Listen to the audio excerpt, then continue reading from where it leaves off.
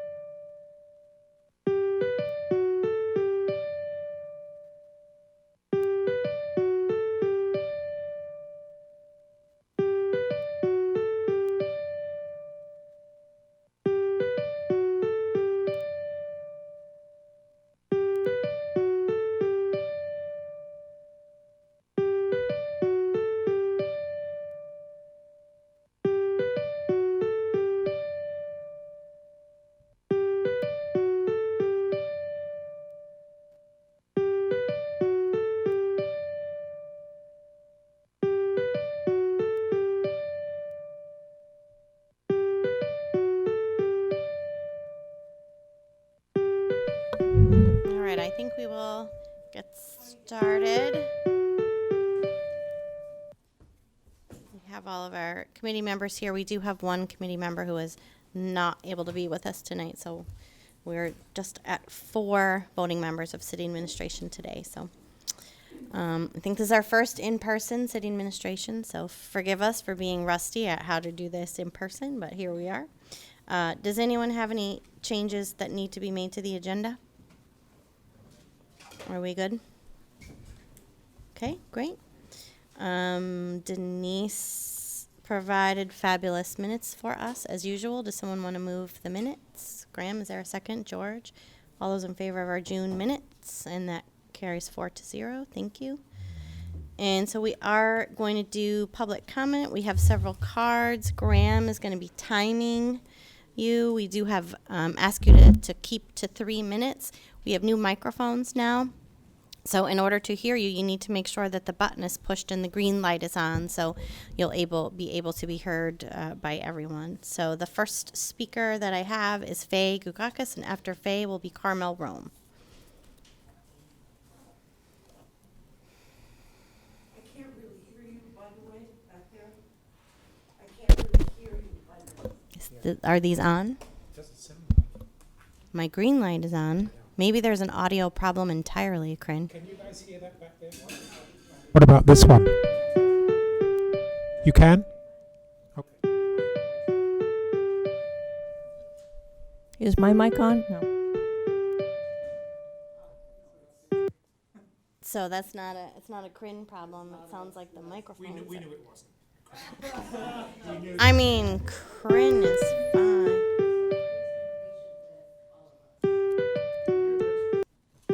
George. Very helpful, George.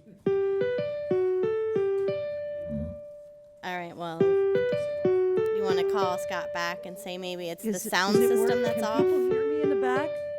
Yeah, I could hear that. I have a loud voice anyway, but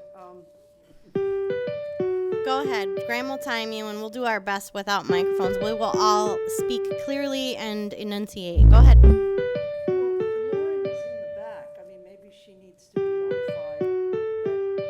That's the TV broadcast. This is just the speakers that are in this room. I don't think it's connected to the television. okay. Well, my name is Faye Gugakis. I live in the city of Ithaca, specifically on the Ithaca Commons. I'm not going to belabor this issue because I spoke up about it twice this month, and that is the rules of speaking, which I believe should not be changed. People that come in person should be the first ones to speak. And if you want to do a hybrid system, people who call in or do the Zoom thing should go after people that are physically here. Otherwise, it's unfair and undemocratic. The second thing is rules on the commons that I have spoken about before, and to no limit. I've called my council people so many times. We were on the phone a couple weeks ago, almost 2 hours apiece, 1 hour apiece. And there are rules on the commons that are not being enforced. We have aggressive panhandling, we have harassment, We have loud music, amplified music without permits. This has been going on for 2 years. The harassment and aggressive panhandling has been going on, I think, for 6 years. And there's no end to it, and there's no one to turn to. I've exhausted everybody. And people point fingers at each other, each group. So that has to be dealt with. And my council people are very aware, and you could speak on that, because I only have 3 minutes. I don't know what's happening with the construction. I live in Center Ithaca. I came out today and I couldn't go through the Cinemapolis area to get to the other side. Nobody knows. I called city clerk, I called the downtown partnership. Nobody knows the schedules. And I think it's incredibly unfair. And just in terms of operating in the city, that nobody knows what's going on. This stuff should not just be on the internet, it should be posted, it should be put in people's buildings. There's gotta be an effort to reach people also who don't have technologies. The other thing is the Lime bikes. I beg you not to bring back a similar company like that, because I'm totally opposed to what Lime has done to Ithaca. There's plenty of other rental bicycle companies that do not operate the way Lime does, and similar like Lime. And also the police department, as well as changing how the city itself is working, I think should be coming up to a vote. Should have That's been your 3 coming up minutes, to a Faye. vote in November by people, instead of what you have done already, changing things without knowing, like, what is the population thinking? All right, that's 3 minutes. Thank you. Thank you. Carmel Rome, and after Carmel, I need to put my cheaters on, Maytal. So Carmel and then Maytal. And we're communicating about the speakers, but we'll see what happens.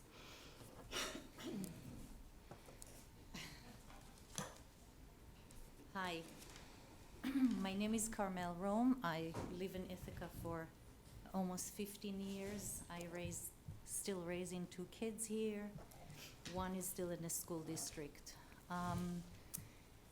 So I cannot believe you are suggesting that 50 feet is safe distance for cell antennas to be from homes. I want to see at least 1,500 feet like other towns have done. And I want to see you add schools and daycare centers to the limit. We know children are far more affected than adults by these EMF. I just sent you an article talking about radio frequency emissions, how the FCC standards are too low even for adult, but especially for children. Children are much more affected by these frequencies, and there are studies now showing that it is affecting their ability to focus and to pay attention in classrooms. I just don't understand why, when we don't need to, you want to put antennas so close to homes and schools. Campanelli said that we can put any distance we want, as far as any distance we want, as long as they can get an exceptions if there is a gap in coverage. So why not put longer distance? He also said site developers just want to put as many as these up as they can because they make money, obviously. This is a big, huge corporation. But if we don't need them, why would we be okay putting them up all over the city? Plus, if you really want 5G, Verizon is already putting 5G antennas on macro towers. So why do we need these small cell antennas? This is unclear. Put it where we already have towers if you have to, which is also unclear why we have to. And the technology is consistently changing, so there can be greater distance between antennas. I am urging you to put a greater protective distance possible in the code so we don't end up with these cell towers all over our town affecting our children's health. Please take responsibility for children's health. Thank you. Thank you. Sounds like our microphones are working now, so whoever fixed that, thank you very much. Crin's magical, thank you. Is it Maytal? Maytali. See, I need to hold this further away to read it. Allison is up next, Allison DeSarno. So you have Hi, my 3 name is minutes. Vitali Novak. I am a resident of the city of Ithaca, and I grew up here. I left for undergrad and graduate school and then came back about 10 years ago. What brought me to this meeting today was I had heard that these small antennas are going to be placed 50 feet from homes, schools, and other locations. I admittedly don't know a huge amount about this issue, but it's concerning enough for me to want to have proof that this is actually safe. I personally have not heard that it is, so I really want to be shown evidence that this will not cause any harm, especially to children with, they're just developing brains. I had heard that these small antennas can emit as much radiation as a large cell phone tower. If I'm wrong, please, I could be wrong, but please prove me wrong, and prove that this will not cause any harm, because this would personally lead me to move. I'm just not comfortable, and this is what brought me here. Thank you. Allison DeSarno is next, and after Allison, April Perez. Okay, hello, my name is Allison DeSario. I wanted to thank you all for the changes that were made from the last draft for the codes. Specifically, I was glad to see the prohibition of a pollution exclusion for the insurance. However, I am disappointed, as other people are saying, to see that you're suggesting it's okay to have cell antennas 50 feet from homes. I would love to hear what the rationale was for this change from the 1,500 feet that was suggested at the last meeting, especially considering the technological upgrades in the distance 5G can travel. This proposed distance seems way too close.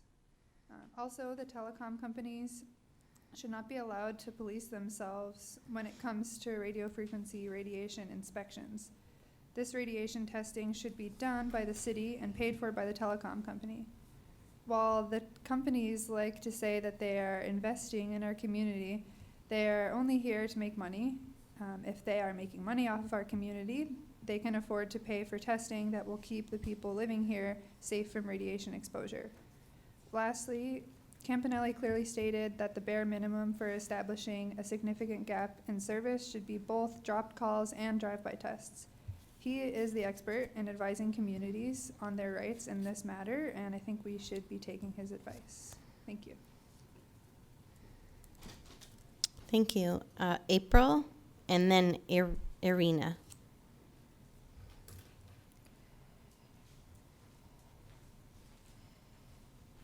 Hi, I'm April Paris. I'm going to talk about the same issue. I'm concerned that the codes which are currently being proposed do not provide sufficient protection for our population.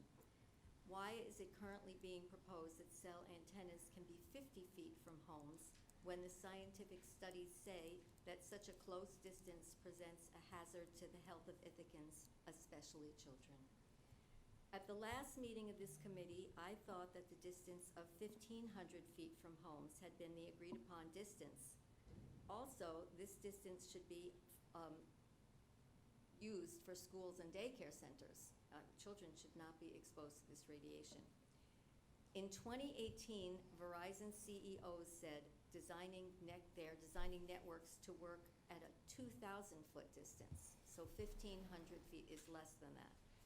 And one of the telecom companies, called Qualcomm, says that the networks can now work up to 3 miles. Telecom companies can also put antennas on already existing cell phone towers. So they have lots of options, and there's no reason to force us to make it any closer.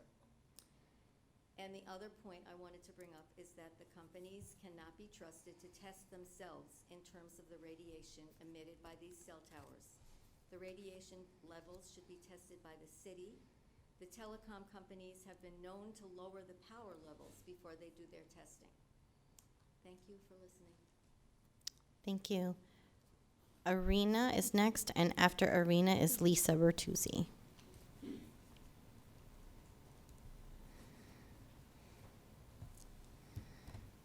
Hi, I'm Irina Paris. I'm also concerned that the new codes that are being drafted to protect Ithaca from 5G are not completely following Campanelli's advice and have too many loopholes for the telecoms. Specifically, there's a new section in the codes allowing variances, which could be used by telecoms as a way to get around other codes. A variance should only be used for a gap in service, and it needs to be tightened up so that it can't be used as a loophole for the telecoms to avoid other codes. Also, the codes currently allow telecoms to either provide drive test data or dropped call records to prove a gap in coverage, but the codes should require both sets of data from telecoms, especially since telecoms are known to regularly falsify data to claim a gap in coverage that does not exist. So we need both the drive test data and the dropped call records. And I have a question for Mr. Campanelli, actually, that some people seem to be falsely equating prohibiting small cell antennas near homes with prohibiting 5G, but now we know, as other people have spoken to, that 5G antennas can exist on macro towers a great distance away from homes.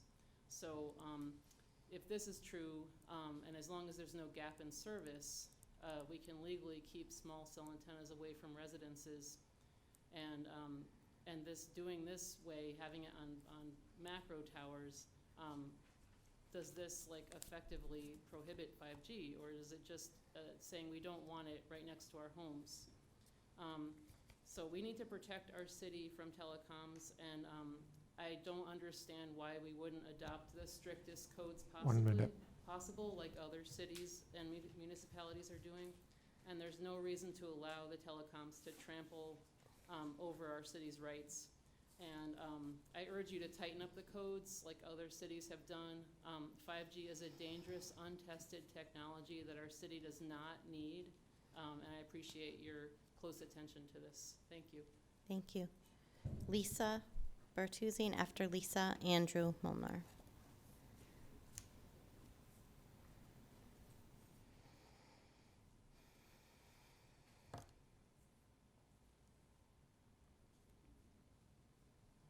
Hi, my name is Lisa Bertuzzi, and I live on the First Ward, and thank you.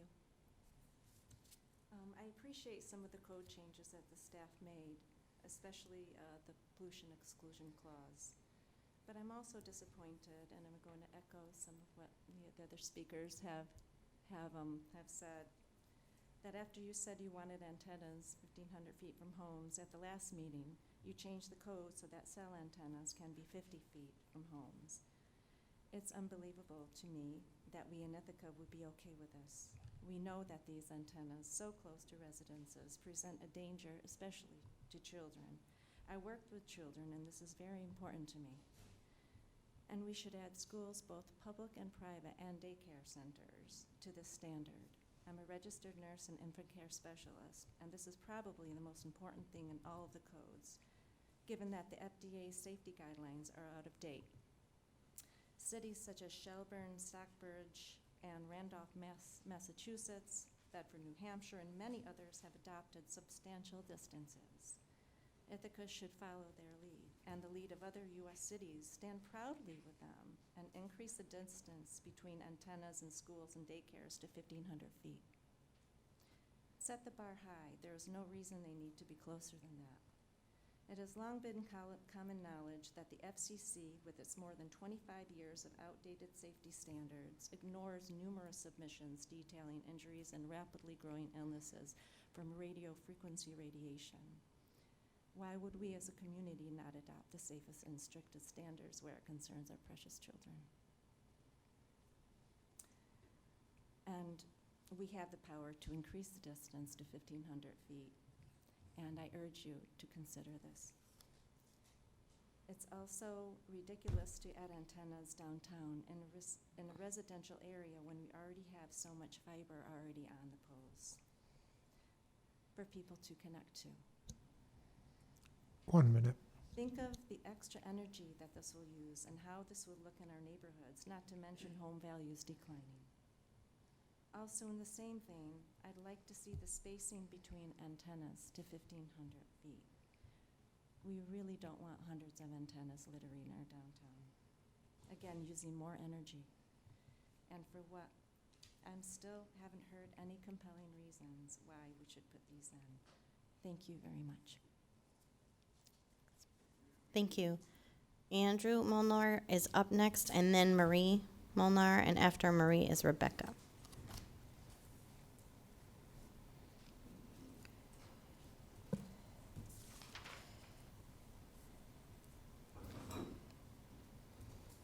Hello, everybody. Today, I'd like to address a core issue about the 5G rollout that I don't hear being discussed much. Over the past year, we've heard from literally hundreds of Ithacans who oppose this rollout through petitions, public comments, and emails.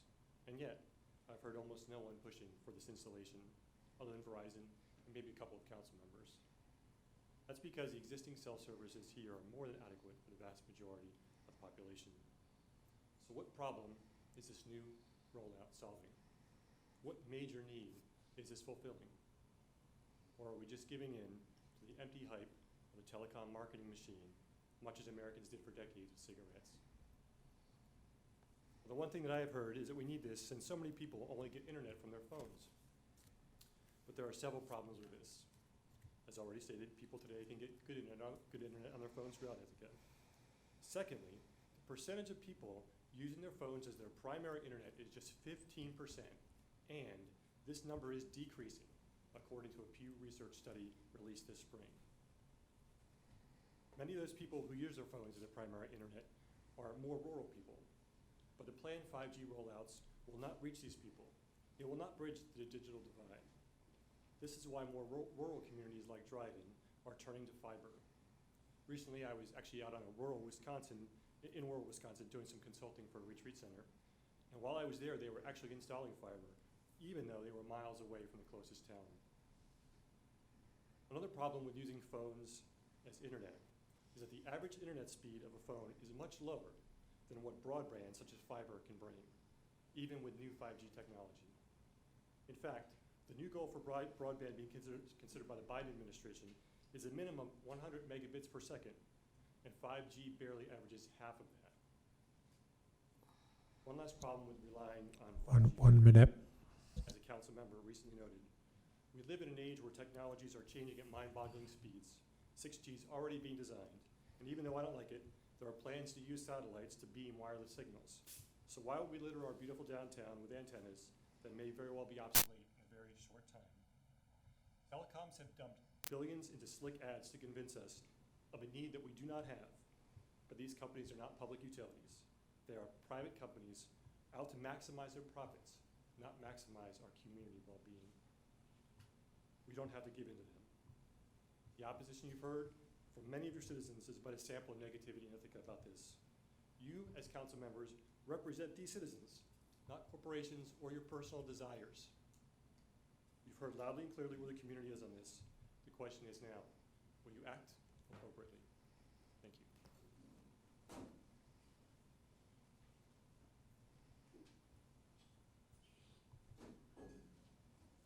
Thank you, Andrew. I have Marie and then Rebecca.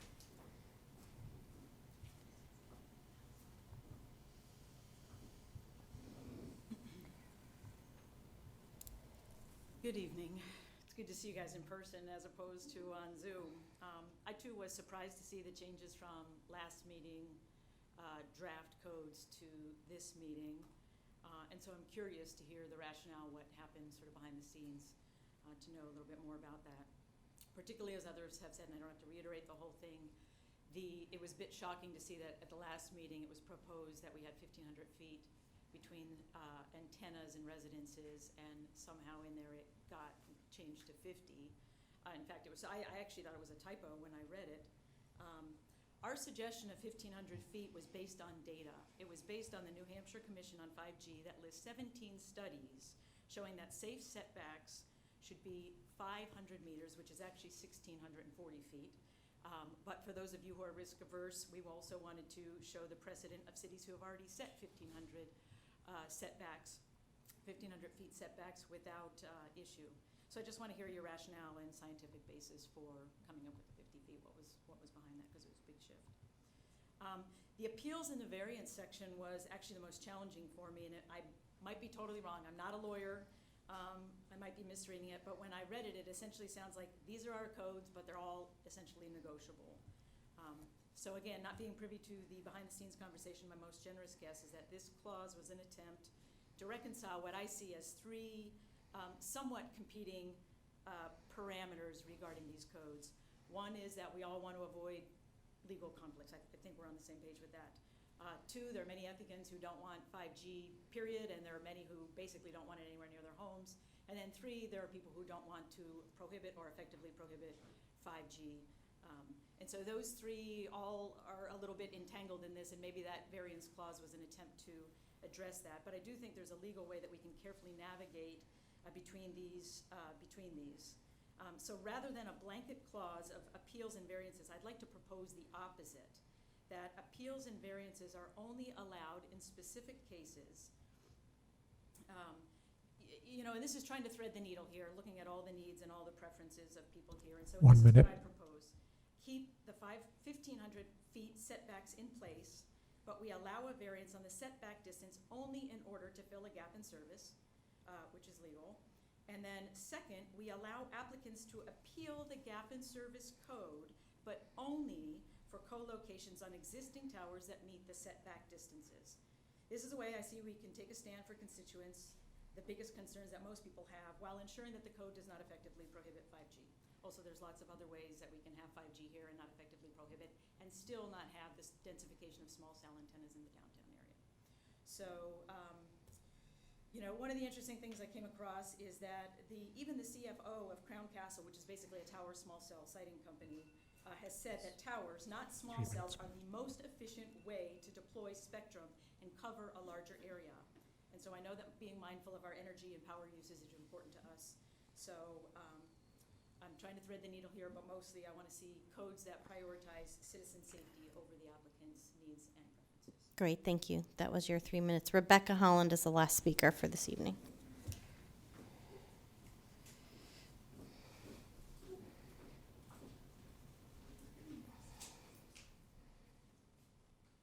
Hi, my name is Rebecca. I'm a mom of 3, and I'm also concerned about the small cell antennas being so close to the homes. 50 feet was kind of shocking, especially after all the work we've done to try and get them farther. I just don't see why we wouldn't use the farthest distance possible that we could, and then if they wanted to apply for a variance or an appeal, then they could see if there was a gap in coverage, and then do both the drop calls and the drive-by test and see if that would work. But I don't even see that that's going to happen. I feel like the 1,500 feet would be sufficient. I'm just concerned. I have 3 kids, and it's really scary, and I feel like I would have to move if these were placed 50 feet from my house or their school. Thanks. Thank you. All right, that is it for public comment. Corinne, do you want to?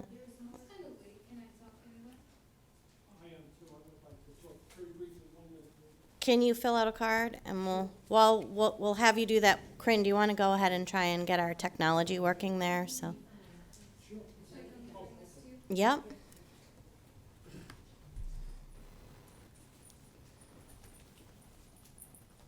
Thanks. Go ahead, and then we'll.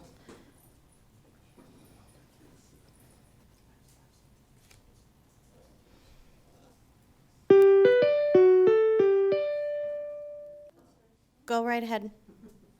Is it Issa? Go right ahead. Thank you. Appreciate it.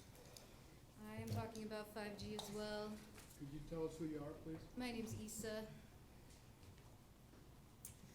So I'm sure everybody's heard the story of the Trojan horse, where something that's presented as a gift turns out to be a method of gaining entry to set up structures of control in order to rule over the land.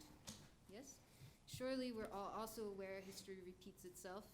While there is ample evidence that 5G is in no way safe, I understand that these truths have been reframed as lies by those who stand to fulfill their secret agendas via dominating the media.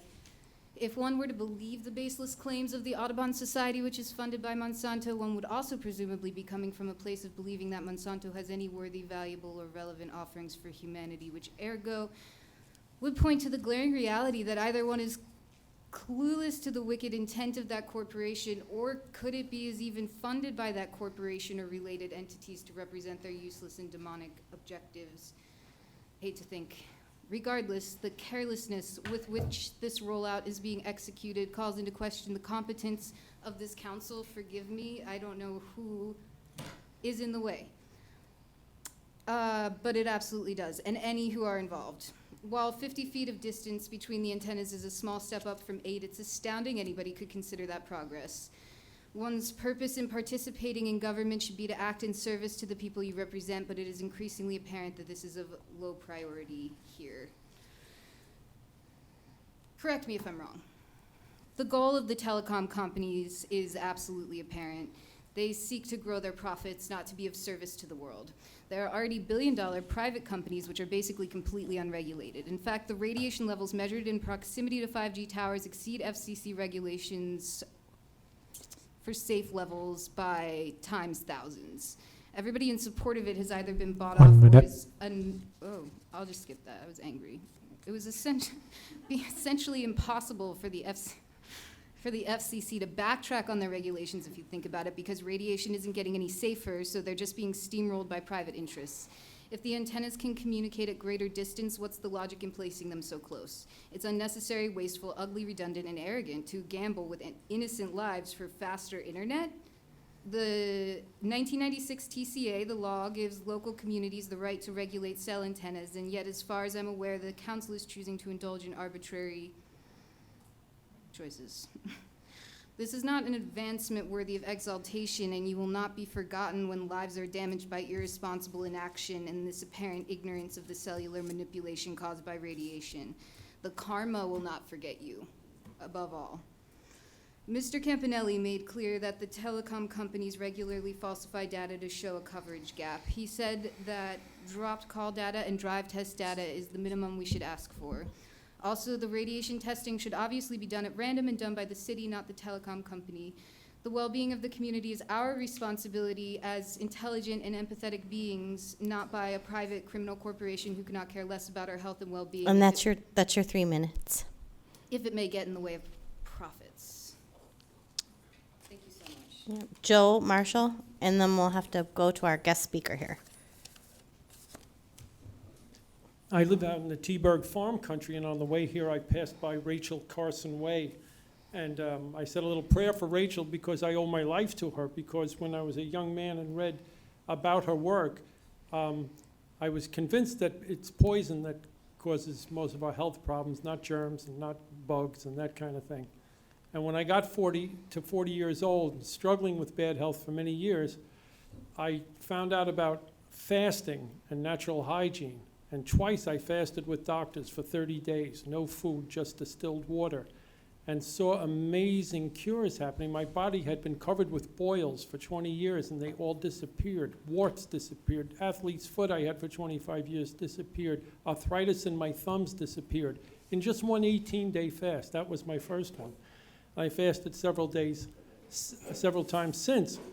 And when I came back home, I found there was a bit of a price I had to pay, in that the sense that because I had the toxins which I could taste coming out of my tongue, including antibiotics I had taken 25 years before, tetracycline, which when I was a teenager, I used to open up the pills and taste the tetracycline. Horrible taste. I could taste it coming out of me. And the doctor told me this is not uncommon when people fast, that drugs and poisons they've been exposed to come out many years later. But when I came back, I was much more sensitive to things. I used to like the smell of gasoline. Now I couldn't be near it. I had to have my arm this far away from me when I was putting gas in my car. The smell was so toxic to me. And I also became more sensitive to nerve problems that I had, which I wasn't even aware of. And when I moved up here, they started to come back more intensely. And I finally figured out that they were due to the fact that we had Wi-Fi, because my wife was running a bed and breakfast. And when we got rid of the Wi-Fi, the nervous system problems calmed way down. So the sensitivity I have toward things made me, look into this 5G thing a little more. And I understand that the World Health Organization, even though they somehow recommend this is safe, has classified EMFs with the same category as DDT and lead, and that's what made me think of Rachel Carson.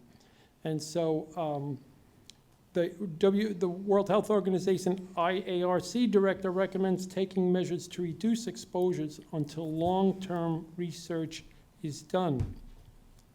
And so it seems to me that the proof is on the other side, that the people, there should be some kind of studies to prove that this is safe. I can't imagine it is when something like Wi-Fi is driving me crazy, that this more intense radiation won't drive people crazy. It's not a necessary thing, it's not needed. It seems like you've heard a lot of evidence that people are not unintelligent or not wrong when they say this is something that is dangerous and should be kept as far away from residences as possible. Thank you. Thank you. All right, that was the last card. I'm going to ask Council if you have a response. Maybe we just pause that because we do have Mr. Campanelli has been waiting for us. So is that okay with everyone if we just go right to talking? The comments are all tonight. Sure, go ahead, George. Thank you, everyone who spoke. They're correct in saying that we set a $1,500 or 1,500 feet requirement at our last meeting, and I don't know why that was changed to 50 and 500. It wasn't changed by the committee, so we'll find that out this evening.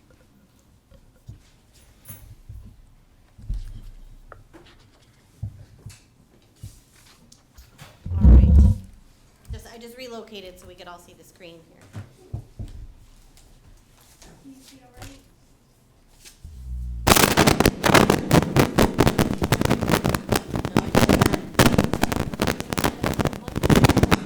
This one? Okay, don't touch this microphone. Let's talk about that. Alrighty then. Okay, so we're doing this sort of hybrid, virtual, in-person. Can you hear us? I can hear you. Can you see me? Should I zoom in on my camera a little No, bit? we can see you. You're good. Okay, give me 1 second. Does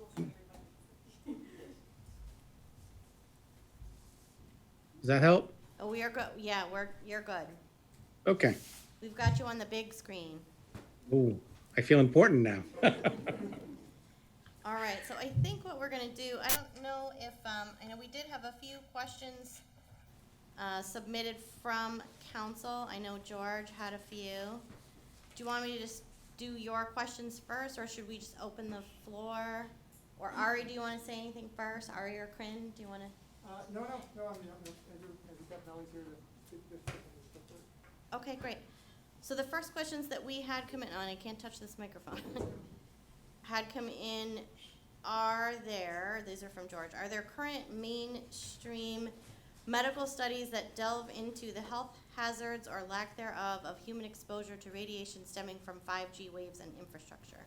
So, The short answer is yes. So the first thing I want to say is I want to qualify this by saying, as you most likely know, to the extent that a facility or a proposed facility will be FCC compliant, meaning that when installed and operated, the levels of radiation which it will expose members of the general public to are within the general population exposure limits. You're not supposed to regulate based upon health concerns, but there are things you can do to make sure that they're FCC compliant so that the levels of radiation are not illegally access it. That being said, there's a wealth of information available for the lack of information and information showing potential adverse health impacts from 5G installations. I think the best resource I can give you is a phone number. There's a woman named Cecilia Doucette from, I believe, from Massachusetts. She has a wealth of information she can share with you. She's kind of like a one-stop shop. If you go to her, she can give you information, and if there's anything she can't answer, she can tell you exactly where to look. So again, her name is Fcc Doucette, and that's Doucette, and I'll give you her phone number. It is 508-881-3878. And she would be willing to discuss with you whatever you need to get information now. For years, I would amass the studies and all the information, but I'm not a scientist, I'm not a doctor, I'm not an activist, I'm just a lawyer. So I've kind of moved away and let the experts in the medical fields deal with that, and I handle the law. Great, thank you. Another question was, what is the minimum safe distance between 5G towers? Well, okay, that's kind of a mixed question, so I have to break it down a little bit. As you may or may not know, there are three principal types of wireless facilities, whether it's 3G, 4G, or 5G. The largest type are the macro facilities. Those are your standard cell towers, which typically go anywhere from 60 feet to 199 feet.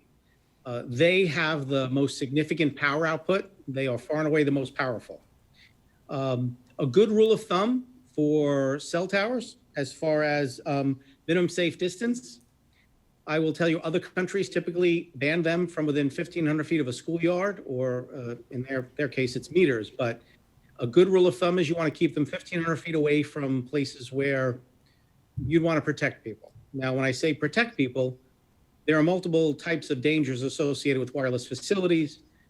The non-health concerned ones would involve things like structural failures, ice fall, debris fall, and even fire.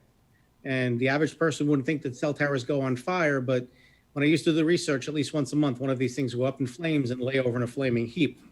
If you want to check for yourself, go into YouTube and do a search for cell tower burns to the ground, and you can watch that.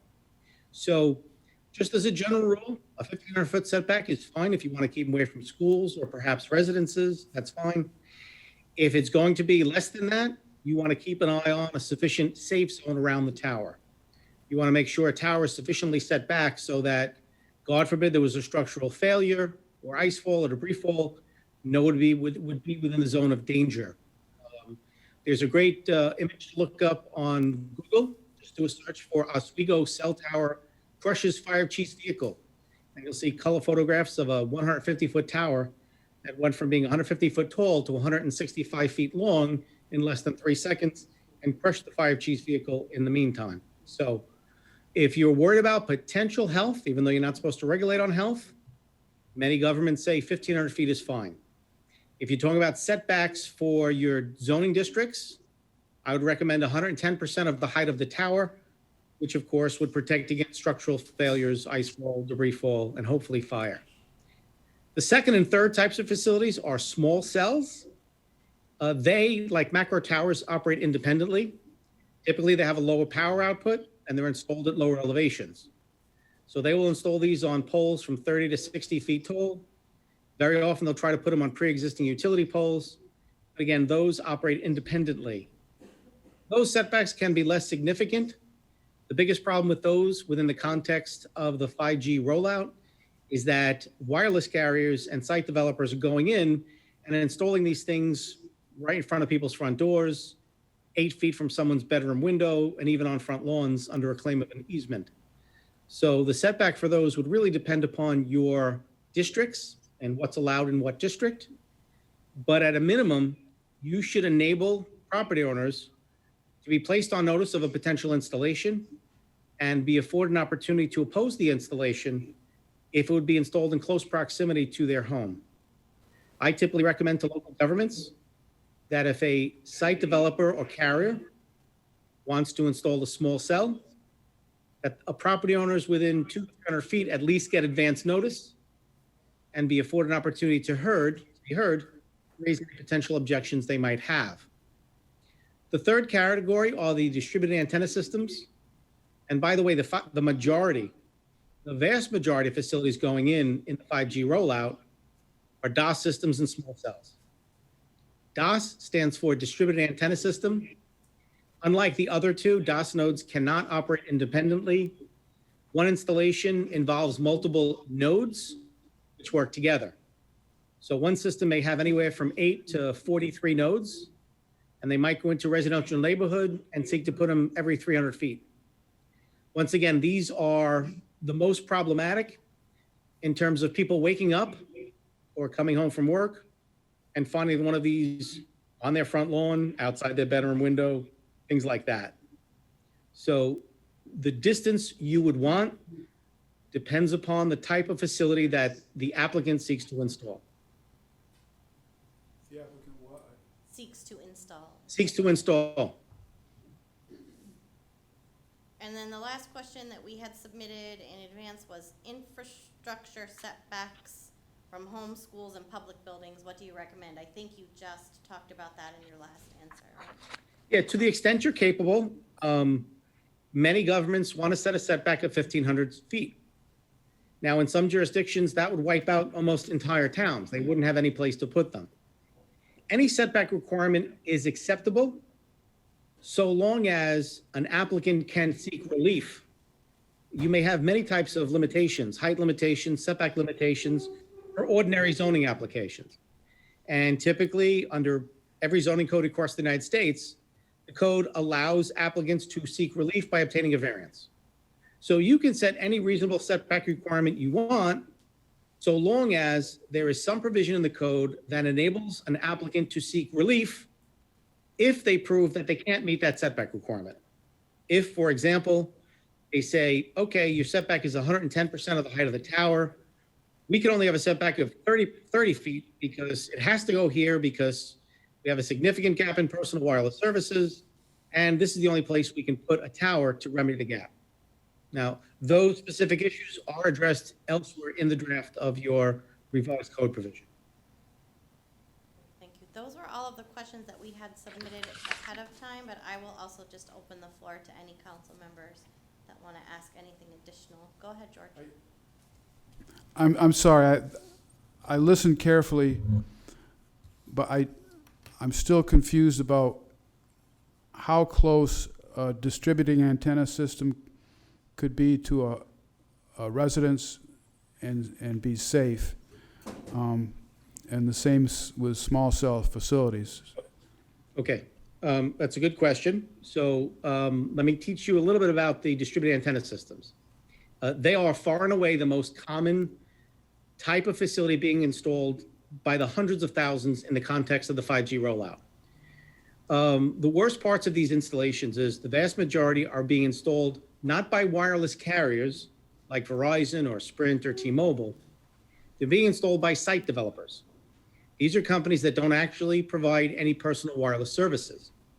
They're engaged in the business of building wireless infrastructure and then leasing space on that infrastructure to the carriers. And every day, someone calls my office and says, I woke up and found a wireless facility literally 8 feet outside of my daughter's bedroom window. Now, DOS systems have lower power outputs than your macro cells. However, they're built at a much lower elevation. Now, if you're in a residential neighborhood with 2-story homes and the bedrooms are on the 2nd story, if they put one of these on a 30-foot utility pole, the transmitter is getting close to being on an even plane with the people who sleep in their beds at night. And the effect of that is they tend to get the maximum level of radiation exposure they can get from one of these facilities.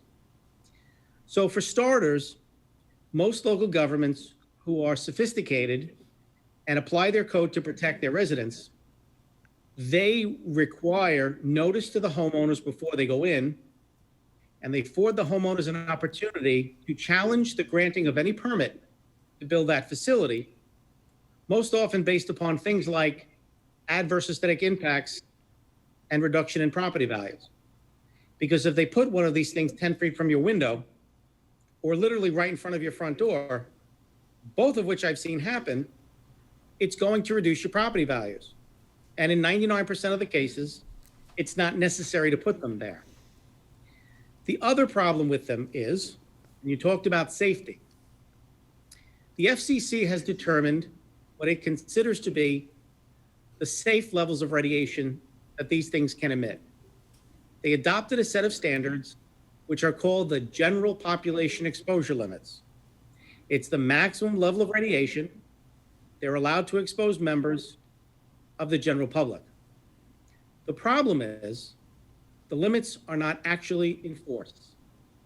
When any wireless facility is installed and it's less than 200 feet in height, the FCC has no idea what it is and no idea what level of radiation it's exposing people to, because the FCC doesn't test them, doesn't require the owners to test them. Not surprisingly, private individuals have had facilities tested and found them greatly exceeding the levels of radiation deemed safe by the FCC. So when you talk about safety, you want to talk safety in terms of adverse aesthetic impact, reduction in property values, fall zone, things like that. But you may want to place into place some type of testing requirement. Many local governments, being aware that the FCC doesn't test these things, they adopt testing requirements. Basically, it calls for random testing of the facilities. Either the local government pays for the random testing, or the owner of the facility pays for the testing, or in some jurisdictions, one of which was being the city of Calabasas, which I advised probably 15 years ago, they adopted a key time provision, which enables any resident of the city to get their own RF engineer, test the facility, and if they find the facility is exposing them to radiation levels which exceed the FCC's limits, they can bring a lawsuit against the company, and if they prove the facility was exposing them to illegally excessive levels of radiation, the company has to pay the attorney's fees. So I hope I answered your question fully. If you have any other questions. No, you didn't. All I'm asking is how close can the distributing antenna systems be to a house or a school and still be safe? In our draft, the attorney's office has listed a number of 50 feet. Do you think that's a safe distance? Well, the answer is theoretically, it would be a safe distance if the power output is not increased to a point where the 50-foot distance is not sufficient. The problem is once a facility is approved, nobody controls the facility. So traditionally, the wireless industry will power up. They will increase the power output. They will increase the height. They will add more facilities. So let's say, for argument's sake, okay, for a traditional node, if they actually stick to what they say in their engineering report, and they will give you an FCC compliance report. And the FCC compliance report is going to say, listen, when this thing is built, it's going to be well within the FCC's limits. And that might be accurate when it's first built. Now, for starters, when they do the calculation of the radiation level, they may be calculating it based upon half power as opposed to full power. They may be basing it upon full power for a relatively weak transmitter. But once that thing gets built, if it would be safe at 50 feet with half power, nothing is to stop them from powering it up to full power, or from placing a larger, more powerful antenna, or placing more antennas at a higher elevation, which is typically what happens. So the only way to say what's safe is if there's some way to monitor the power output. For me, I'd love to say you can't put one within 300 feet of a residence. That's what would make me feel comfortable. 300 feet, that's what I'd like to see. Thank you very much. Ari, you look like you. Oh, yeah, thank you, Deb. And thank you, Andrew. I appreciate your joining us this evening. I think we should just lay pretty bluntly on the table a couple choices that the committee should be making, and then the committee should start sorting through what they want to do with that. And I think that Andrew Campanelli may be instrumental in helping the committee make some of those choices. So I'd like to highlight some of those choices and just put them out there. I think it's important for the public to understand that there is definitely a diversity of views on the Common Council as to their objectives for what to do with this, as occurs with most any legislative body that has 10 members. And that is what's driving the discrepancies that some of the public are concerned about. And the public simply needs to watch the council in action, and the council needs to start making some choices as to what they would do. This is not about the staff. With that, I think there are sort of two key issues. I believe council is pretty well aware of these issues. I'm sure there are a number of other issues as well, but two key ones that I'd like to highlight for the committee up front are first, the setbacks that we've been talking about. Those are, of course, not up to staff in the end. They are up to council, and council should go ahead and vote and set those at whatever number they would like those to be. And the second issue, which was also flagged this evening, is the question of the variance process. So when you think about the variance process, and let's just be totally blunt about this up front, there are two ways to structure this, at least as I see it, and perhaps more.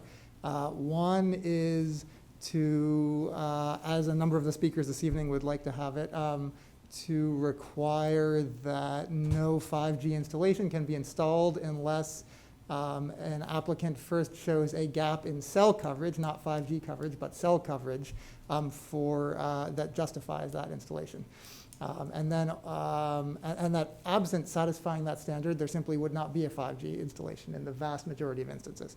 That's one way to do it, and it might result in little, if any, 5G installations in Ithaca, though I expect Andrew Campanelli can share some additional thoughts on that.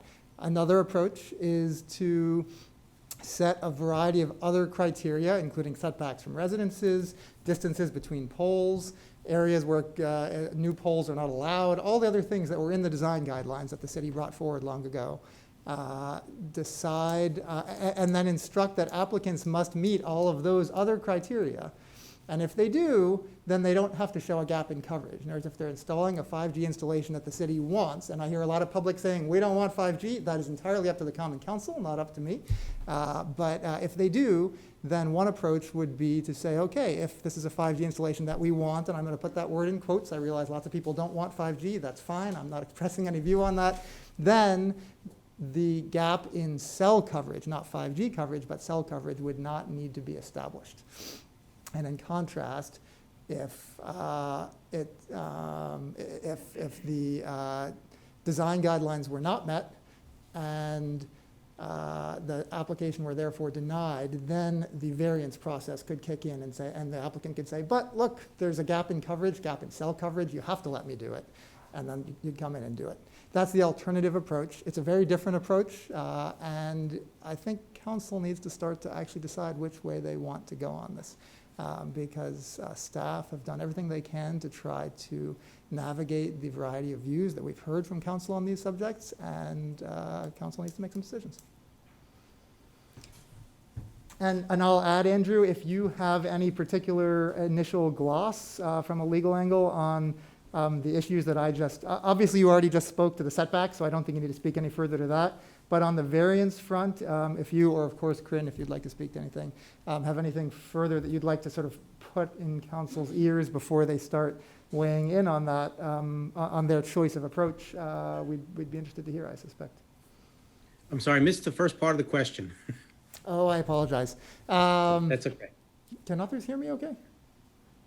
Yeah. It might be just because he's hearing you. Oh, yes. So, in essence, Ari was describing that the way that the ordinance is structured now is that if an applicant is able to meet whatever guidelines Common Council selects at this through this legislation, then they don't necessarily have to show a significant gap in coverage.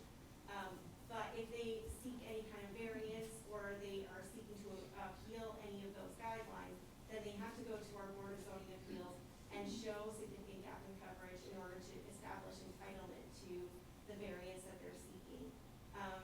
And then with that, we've baked in the criteria that you hopefully provided us in your first memo. Okay. So first, I think that is a logical approach. That's okay, and I'll tell you why. What I do is I guide local governments to adopt what I call smart planning provisions.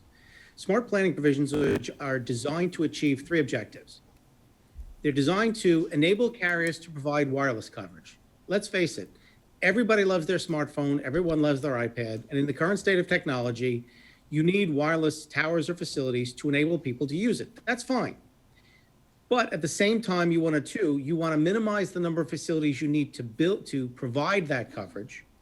And number three, you want to avoid to the greatest extent possible any unnecessary adverse impacts on residential properties and residential communities. And if you proceed in the manner you described, you're taking a step in that direction. Very often I'll see where there's a small town somewhere and you can cover the whole town with coverage by putting up 3 cell towers, and you put one in the woods and one in a landfill and one in a junkyard, and that covers the whole town. You don't need to put them right next to people's homes. With the rollout of 5G now and capacity issues, it's a little more difficult. But the way you're structuring this is to say, okay, we want to control where these go so we can prevent the irresponsible placement of wireless facilities. If you find criteria that you find acceptable, let's say they're all 300 feet away from homes, and people file applications that meet criteria that you find are acceptable, it's perfectly logical to agree to not make them prove significant gap or least intrusive means. Why? Because it's consistent with smart planning, especially if they're strategically placed. So you build the minimum number of facilities you need to provide the coverage. And then you only have to force them to, or require them to prove significant gap, least intrusive means where their proposed installations you deem to be irresponsible or or inconsistent with your smart planning provisions. So theoretically, it's fine. And again, I've read your draft code. It's actually very good. It's very good. It's better than most of the codes I've reviewed. So it is a legitimate approach as long as you're comfortable. The only question would be, should you or should you not have some type of notice provision to property owners within a certain distance? I often recommend to local governments, even if they're going to put a DOS note up, if it's going to be less than 300 feet to somebody's house, they should get notice before it's approved. And the type of approval, which doesn't involve applying for a permit for a planning board or a ZBA, it's basically an administrative process. Someone can grant an approval without a public hearing or going for the planning board. Even in those cases, my only recommendation would be give the closest residents some sort of notice and afford them an opportunity to be heard before it's approved. That's all. Thank you. So that's the first part. Did you want to address the second part of 5G? No, I think that, unless council has specific questions, I think that was a useful answer for the committee, I'm guessing, and that the committee should start discussing what they'd like. I think thank you. What was he going to add? No. Not at this.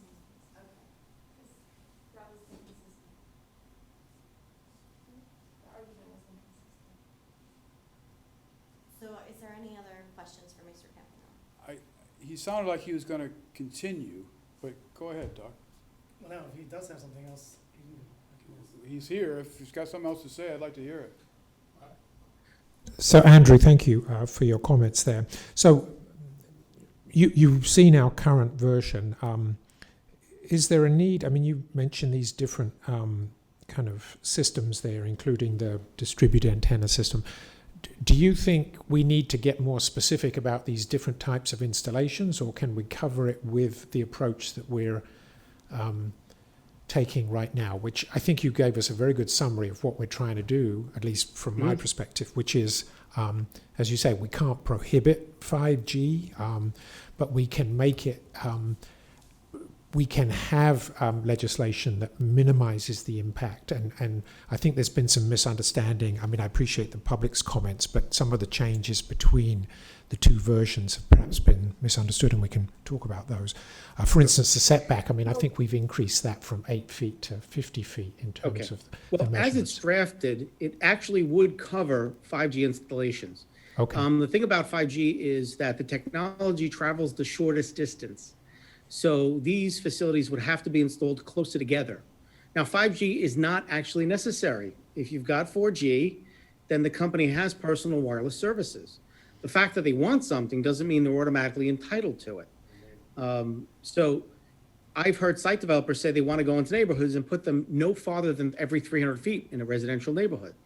And from my perspective, you don't have to agree to that. If it doesn't meet your criteria, then you can require them to go for a permit before the planning board. Now, when they come in and say, well, you have to give us this application. So they put an application in to put 43 nodes in a residential neighborhood and say, we have a significant gap in service, and this is the least intrusive means of remedying that gap, so you must let us have it, because saying no would materially inhibit us from providing personal wireless services, which would violate the Telecommunications Act. They don't get to tell your board that they have a significant gap or that the proposed installation of any type is the least intrusive means of remedying it. They can claim it, but it's up to your board and your board alone who gets to determine if they've proven both of those things. Now, your code as drafted now, as amended, it provides the planning board with fact-finding determinations. This is critical. This is the most important thing to do to vest the city with the maximum power to prevent the irresponsible placement of wireless facilities. And here's why. Every single time a municipality turns down an application for a wireless facility and they get sued in federal court and lose, it's because of one of two things. Number one, they didn't make a factual determination, which they were required to make, or two, they blew the shot clock. Now, there's no excuse for blowing the shot clock. This is a pretty simple issue. But the factual determinations, you must provide your board with procedural guidelines to say, when you've got an application of this type, you must make these factual determinations. And there's two types. There's factual determinations under your code, and then there's factual determinations under the Telecommunications Act. So long as your board makes each of those factual determinations, and it cites the evidence in the record based upon which they made them, the truth is, your board could probably turn down 90 or 95% of the applications for 5G facilities right now. That may change, but in 95% of the cases I'm seeing, not just from across the state of New York, but across the entire United States, if they simply applied the provisions of the type that you have here, you have the power to turn down 90 or 95% of them. Thank you.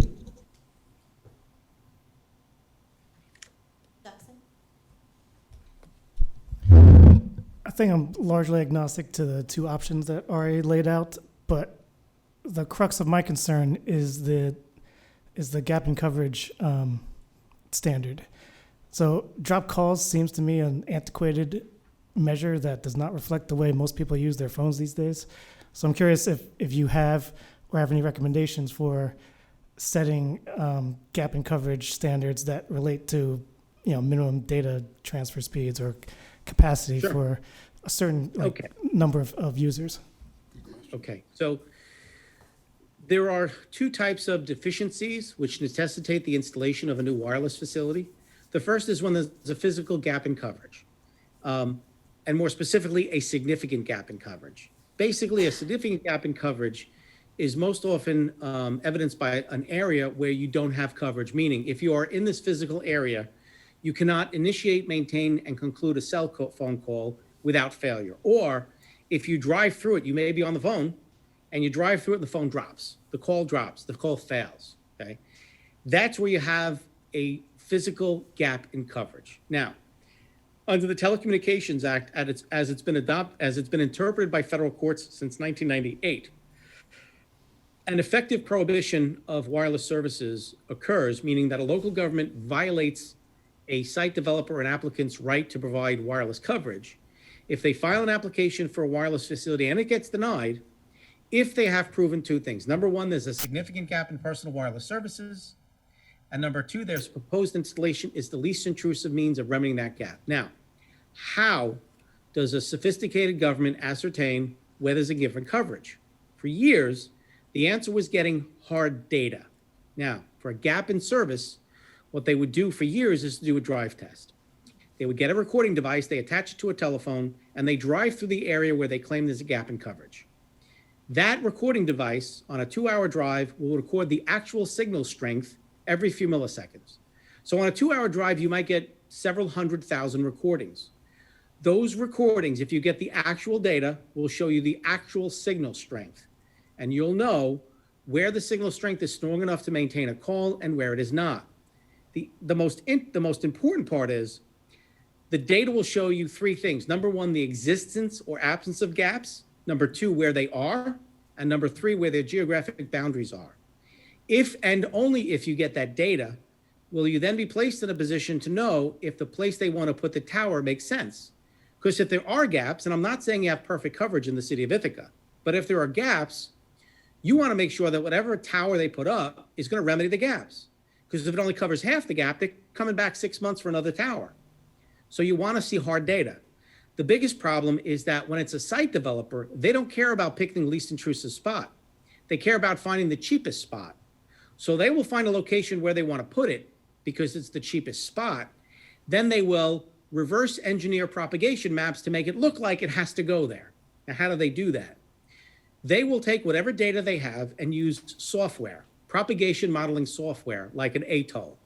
The software itself is very good. In fact, it's too good. It enables them to put in variables and say, look, this 5-block area in the city of Ithaca has very bad topography. There's hills and valleys, and there's a ledge, and there's heavy foliage. So they can add these things as blockage areas and basically say, okay, the signal was this strength, but we have to account for the loss in signal strength when it goes to these other places.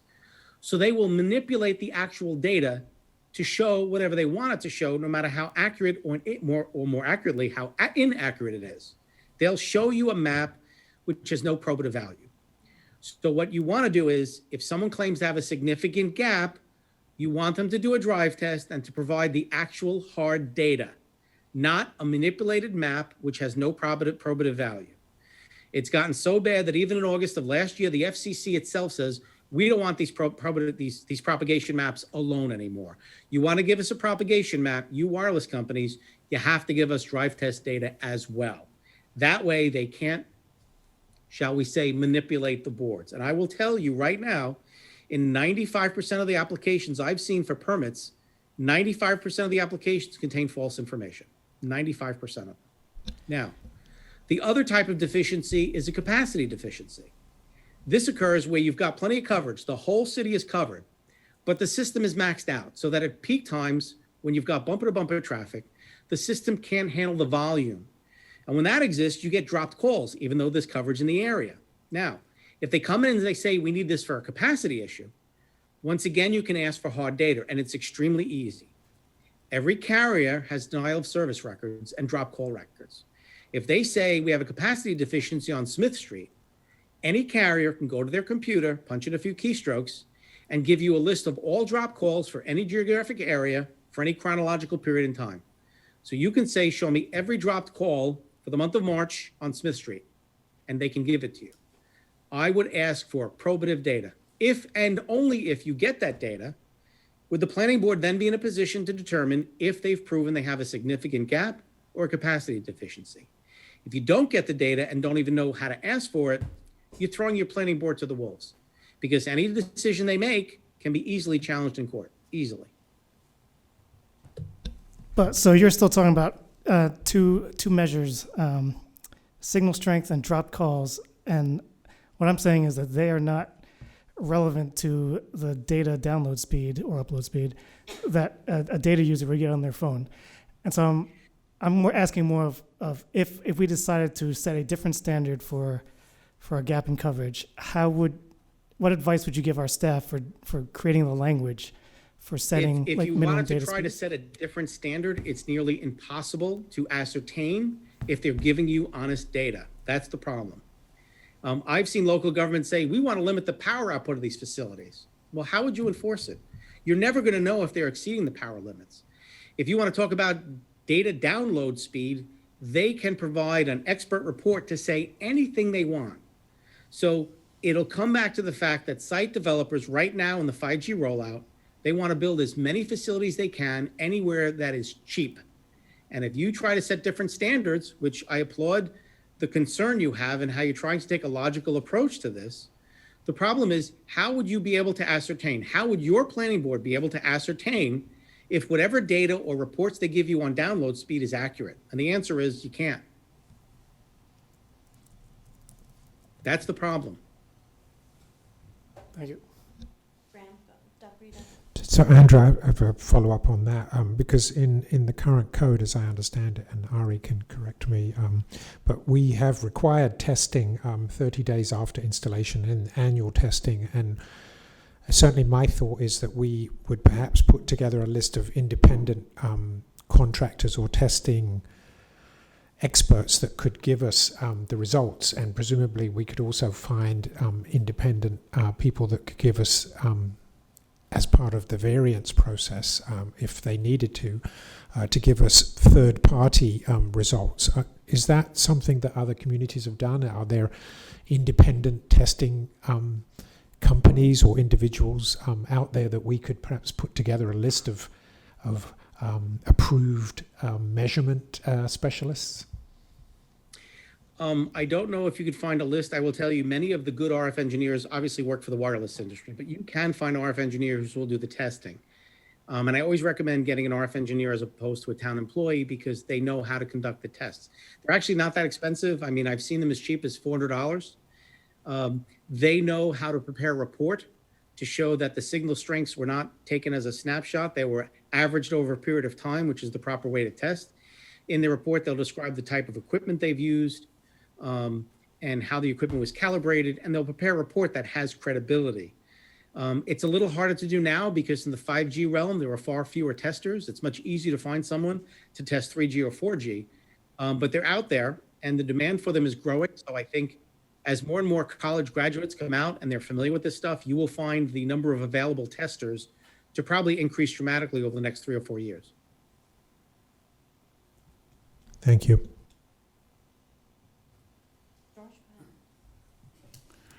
This is my specialty, an ignorant question.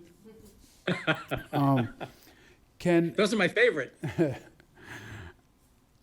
Can 5G be provided just from the macro facilities? Do they need to be relayed to the distributing antenna systems, or could you provide 5G coverage in your city simply with the larger facilities and the much larger setbacks? That's a very good question, and I really can't tell you that I know definitively the answer, especially because every engineer I talk to tells me the 5G signal strength does not travel as far.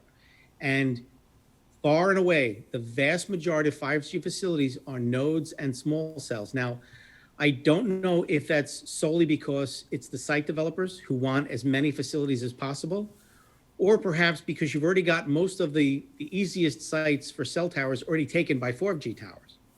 You know, I can't impress upon local governments enough. In the realm of site development companies, they get paid once a wireless facility gets up, and it doesn't matter what type it is. Once a facility goes up, from that day forward, month after month, forever, they get a monthly check. And so if they can build one cell tower or 43 nodes, they can get one check a month, or they get 43 checks a month. So for the vast majority of the 5G rollout, take a guess what type of facilities they're installing. I mean, that's the reality. That's why every day, all day long, my phone rings, and it's all small cells and nodes right outside people's bedroom windows. That's the biggest battle going on right now. Thank you. That's helpful.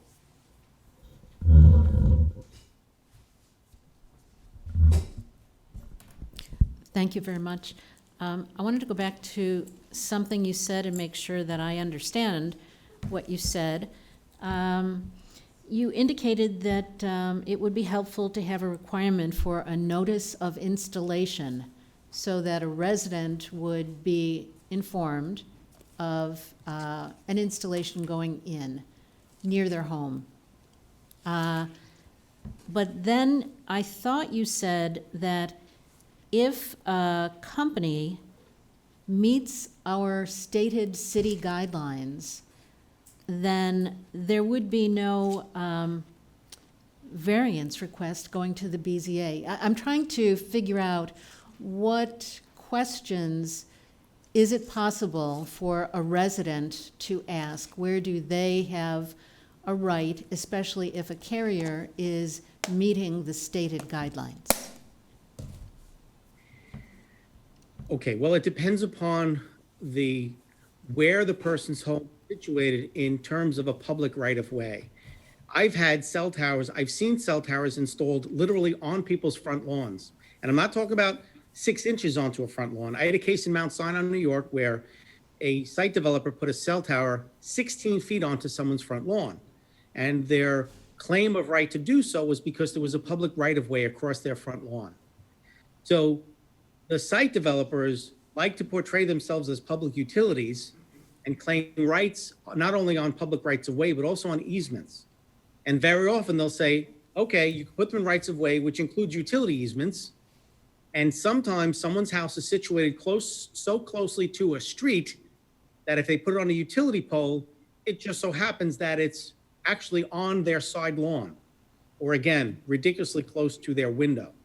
And in those rare cases, hopefully rare, you want to afford homeowners an opportunity to know in advance, because these homeowners, if they come home from work or they wake up one day and they find one of these things almost with arm's reach out of their bedroom window, they're going to be upset, and justifiably so.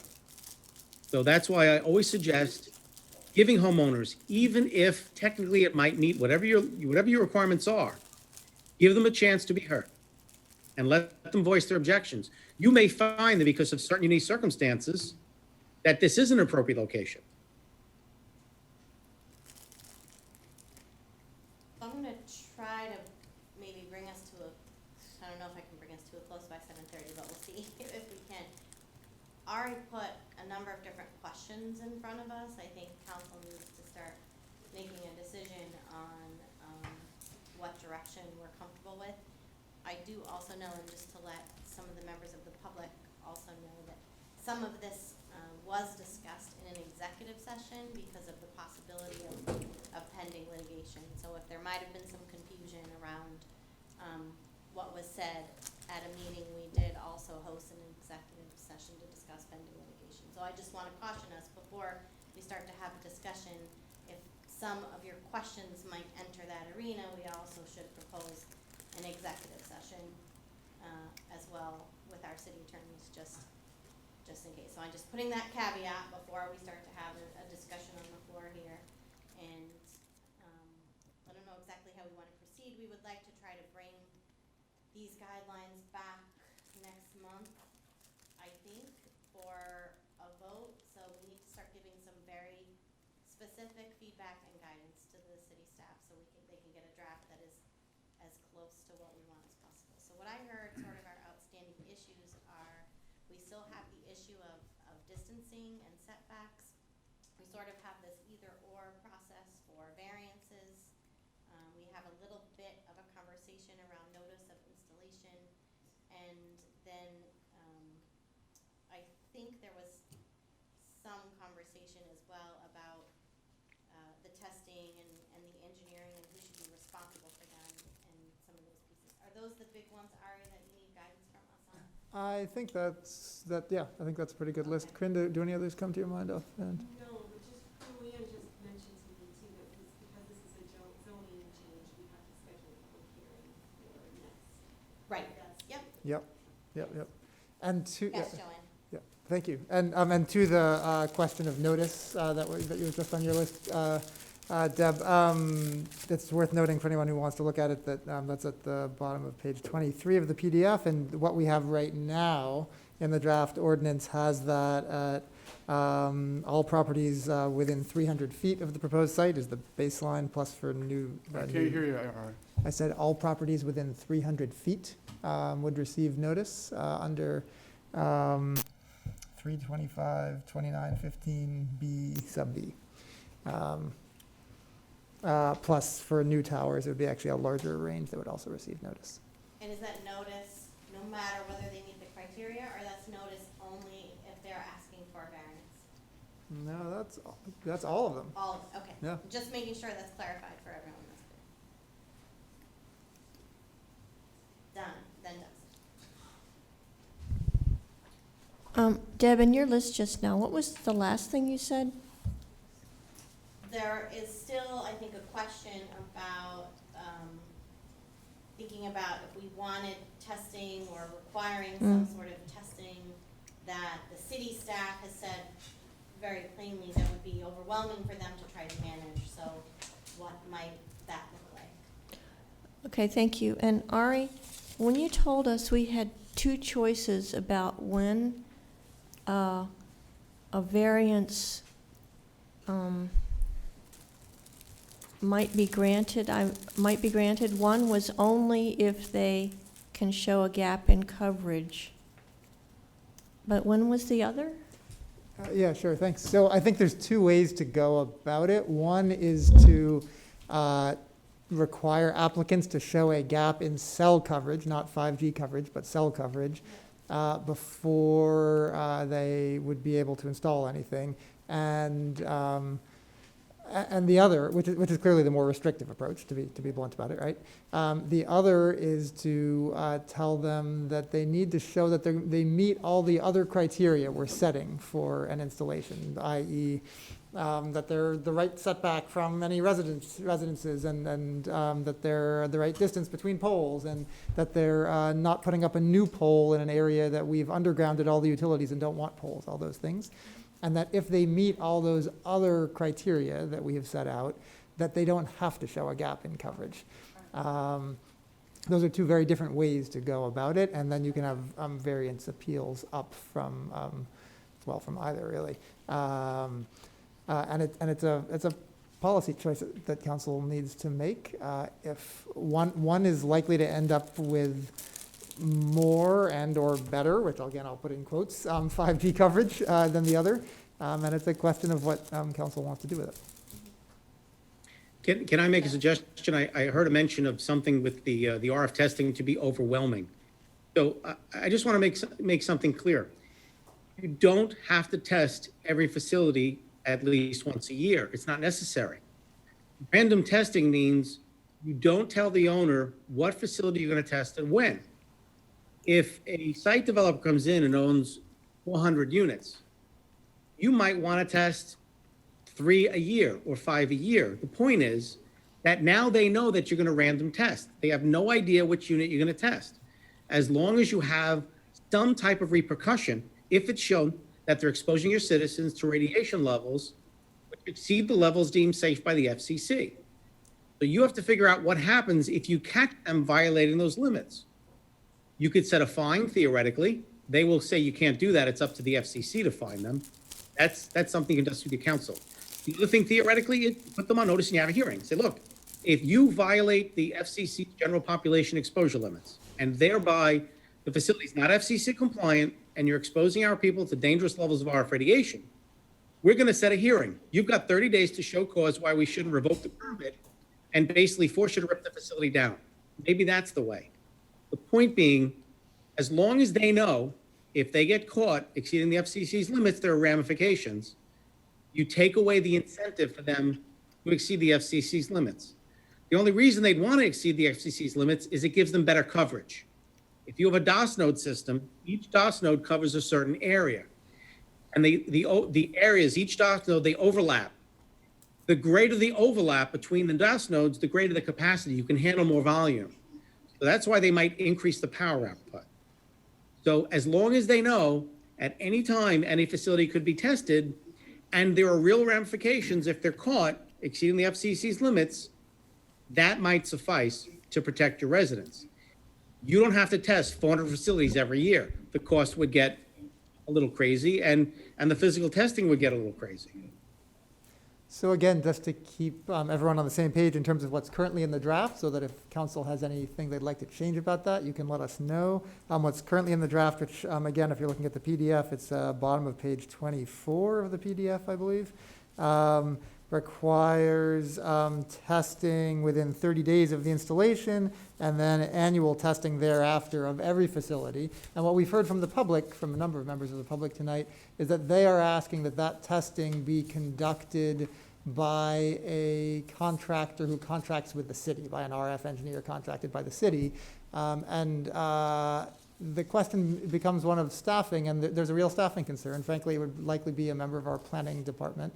And our planning director has said clearly, and I share her concern, that the responsibility of overseeing all of that testing, should there be a substantial 5G rollout in Ithaca, could be a substantial additional staff burden. So that's another question that council needs to navigate if you wanted to consider changing it. Right now, the ordinance is drafted so that the entire administrative burden of arranging the RF engineer and conducting that testing is on the applicant. And some members of the public are asking that that administrative burden be put on the city. The cost burden would be on the applicant, but the administrative burden would be on the city. And that is, again, I wanted the questions nice and plain and simple, and council can go ahead and make those choices, because these are not choices that staff has any desire to make one way or another. They're for council. Duxon, and then Laura, and then George. Can someone remind me what the other, I'm fine with notification, but I think it should be consistent with like the other notification standards like BZA, which I think is 200 feet or something. And as to these questions, I really think because we don't really agree, there should just be a vote-a-rama. There's no way to converse our way through resolution on these. Of which ones? All of them, where there are choices, we should vote, or, straw poll, I guess it's not an official vote, but straw poll up and down each option. Are you suggesting maybe a committee of the whole then? Because tonight we are down one. That's true. We're absent one member of the city administration committee, and it seems. I guess to avoid doing it twice, then I guess that would make sense, yeah. I agree. That's frustrating because two of the people in the meeting we had who are not on this committee, who showed the most resistance to these ideas that this committee came up with, aren't here, even though they were encouraged to come. So I don't know how full council is getting a good look at this situation. So I think if we're going to have a vote, we should start here. Then the other way to go is to either leave it the way that it's written, and then when we bring it to a vote, I guess we just need to discuss. So the public hearing, there's a public hearing, and then remind me of the process. After there's a public hearing, we can still make changes to the guidelines. How does that work? What's the process for that, Ari? Yeah, you can. The question, and maybe Joanne, I think Joanne's looking to come forward. Let's let her speak to that. That's her bread and butter. So typically, we'll circulate it, we'll advertise a public hearing for next month.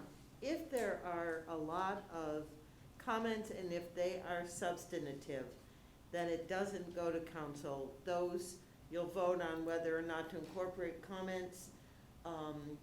Both, because you'll get a lot of written comments and you get the comments at the public hearing. And it will be your decision whether to incorporate those comments or not. And if it's a substantial change, then we'll usually make those changes and recirculate the document. So I think the reason Duxon was suggesting that is because we were hoping that we would get the guidelines as close to what we thought they would be, that would be approved by council before, and we don't want to have a public hearing over and over again if we keep making changes to it. So I think what you were suggesting is, do we have consensus around some of these numbers enough so that we could give Ari some direction, the latest version could be drafted, and then it could be circulated, as Joanne just suggested. Does that make sense, George? Yeah, but I'm thinking we're fairly close. Duck mentioned that he's agnostic about the setback distances. And I really like Ari's suggestion about who's responsible for the testing that you answered Graham's questions with, that would not burden the planning department, but would be independent of the cell service providers. Sorry, so to be clear, when you say independent of, it would be an RF engineer who is hired by the cell service provider. Right, that's what's in the draft right now. I mean, I think basically somebody has to hire the RF engineer to do the testing. And it can either be the city hiring them using the cell company's money, which will create an administrative additional set of work for the city staff to do, or it will be the cell company hiring the RF engineer. Either way, the RF engineer's bill will be paid by the cell company, but the question is who is doing the paperwork and oversight to hire the engineer in the first place. So, does the FCC or some other regulatory group monitor whether or not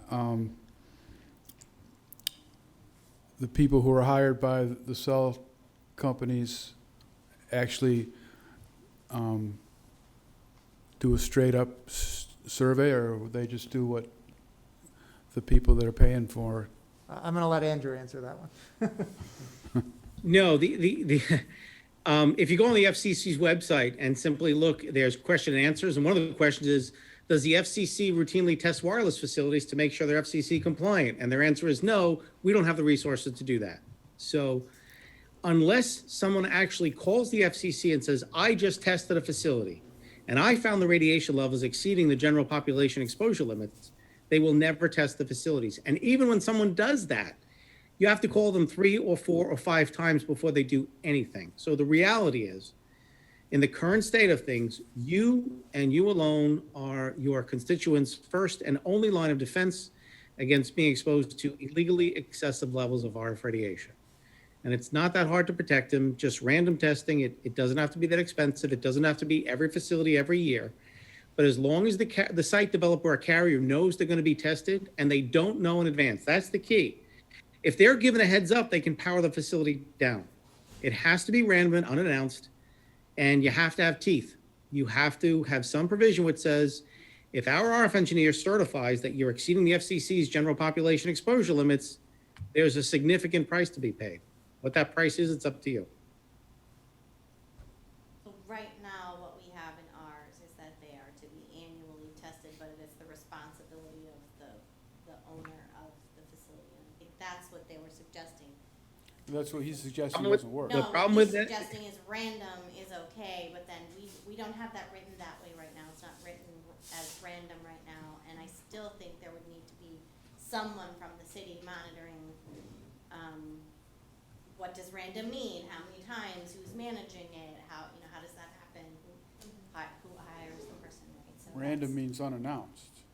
Right, so it would mean, right now, the onus for testing the way we have it written right now, is entirely on the owner, not the city. Basically, the city is saying a condition of you putting this in this location is you are responsible for testing. it. Understood.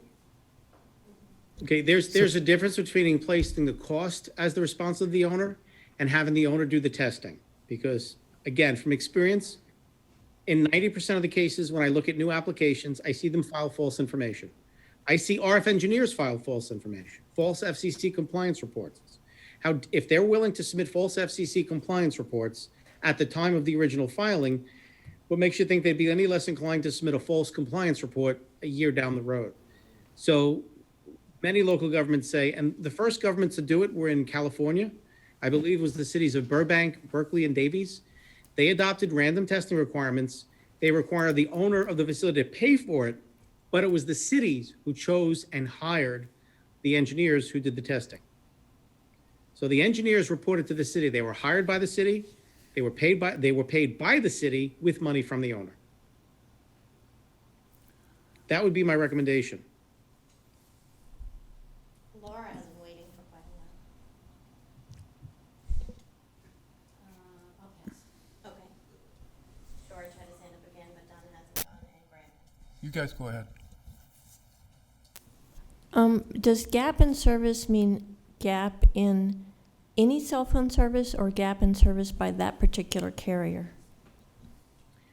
It means a gap in service by that particular carrier. So just so the record is clear, if AT&T comes in and has perfect coverage in the city of Ithaca and covers every single square foot, that is irrelevant for purpose of reviewing an application for Verizon or T-Mobile or somebody else.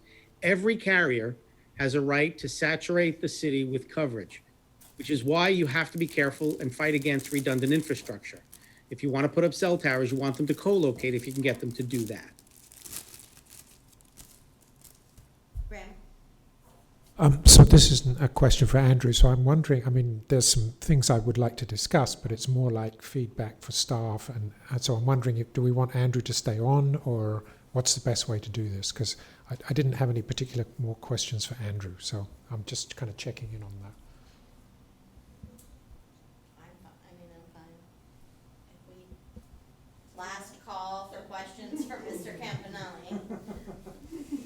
Well, I had one question, and I emailed you earlier, and I'm sorry, it was almost right before the meeting. My question was, are there consultants or individuals who will review applications for a municipality for compliance and sort of on a retainer? I'm certainly worried about the amount of work that will be placed on staff, so I did, I Googled it today, but it's always a representative of the cell company. It's never anyone with a municipality or individual's interest in mind. I just wondered if you knew, is that available? Actually, I do it. For the first 10 or 12 years, I wouldn't do it. But municipalities have been asking me for so long that I finally said yes. So I just started accepting cases where I will do the review, and I charge a ridiculously reduced rate for them. It's very cheap. And so they'll send me the application, I'll review it, I'll tell them what's missing, what they need to add, why this propagation map is bogus. So I do it. And one of the reasons I do it is because there's nobody else I trust to do it. I've doing this for so long, I got sick and tired of watching local governments deceive local planning board members and then walk out and laugh about how gullible the planning board members were. That ticks me off to no end. And so I finally started about a year ago, after 28 years of actually now doing it for the local governments. And just one other question. Do you see initially that there are a lot of applications? I mean, we're sort of afraid there's going to be a flood of applications when this legislation is passed, as opposed to, say, 2 years down the line, we're expecting they'll dry up, except for replacements. Right. Well, right now, as far as I know, I don't know of any carrier that is currently trying to roll out 5G in the city of Ithaca. I don't know of any. And I've heard a lot of representations that it's not here yet, which is why when the site developers come in, it's going to be very hard for them to prove entitlement to put one of these things in. What I'm watching is the largest site developers are going into the most affluent areas first, for whatever reason. Saddle River, New Jersey, places like that. And then they're racing with each other. They're trying to build as many facilities as they can, as cheaply as they can. So to the extent that a local government adopts a really good, sophisticated wireless ordinance like what you're proposing, very often it's like the path of least resistance. If they come upon 3 cities side by side, 2 of them have a really good zoning ordinance, which makes them jump through hoops, which is perfectly legitimate, and 2 that don't, they'll go around the city that doesn't have a good ordinance because it's faster and cheaper. Now, if, for argument's sake, they don't hit Ithaca for 2 years and you've got this in place, and maybe the technology changes, you may never have DOS nodes in Ithaca. I don't know where it's going. There's all this talk about all these satellites going up. The technology is evolving so fast, I can't keep up with it. But I can guide municipalities now. And I will tell you, when municipalities draft sophisticated local zoning provisions, which give them the maximum power to prevent the irresponsible placement of wireless facilities, site developers tend to avoid them. Evolving so fast. Okay, thank you. Is there a way to screen such that we only give permits directly to the carrier and not to the speculative site developers? Well, whenever the site developer is going to come in, they're going to claim, right now what they're doing is they're filing applications claiming that they're not for 5G, they're for 4G. And then what I do is I go to the carrier's database and I look, and the carrier's database shows there's no gap in service, they have perfect coverage in the precise area where they want to put the facility, which tells me that it's really a 5G facility, even though they're claiming it's a 4G. And when that occurs, they can't prove significant gap, and so the local government can turn down the application as long as they create the proper record, which your code is going to give you the ability to do, the proper guidance. All right, last call for questions for Mr. Campanelli. I guess one follow-up That's okay. to Joanne's question. If we were to hire someone to review applications, is that an appropriate chargeback to the applicant? Yes. Yeah, I mean, local governments do it all the time. They put in their provision that they can hire experts to review documents and reports. And as long as it's a reasonable expense, I haven't seen it get turned down anywhere in the United States. Good question.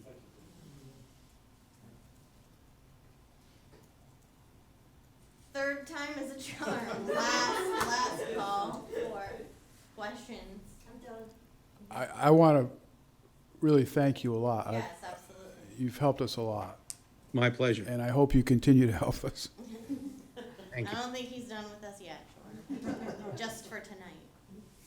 All right. All right, well, it was a Sign pleasure off. meeting all of you. I appreciate the opportunity, and Thank you I hope very you have a much. nice evening. Thank you. Thank you. Good night, everybody. Good night. Thank you. Take Good care. night, Corinne. Thank you. Okay. Bye-bye, Corinne.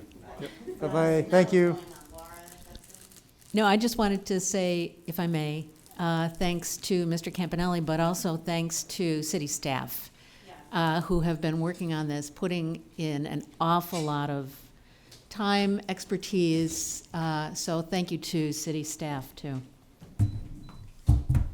Thank you, Laura. So my 7:30 deadline didn't work.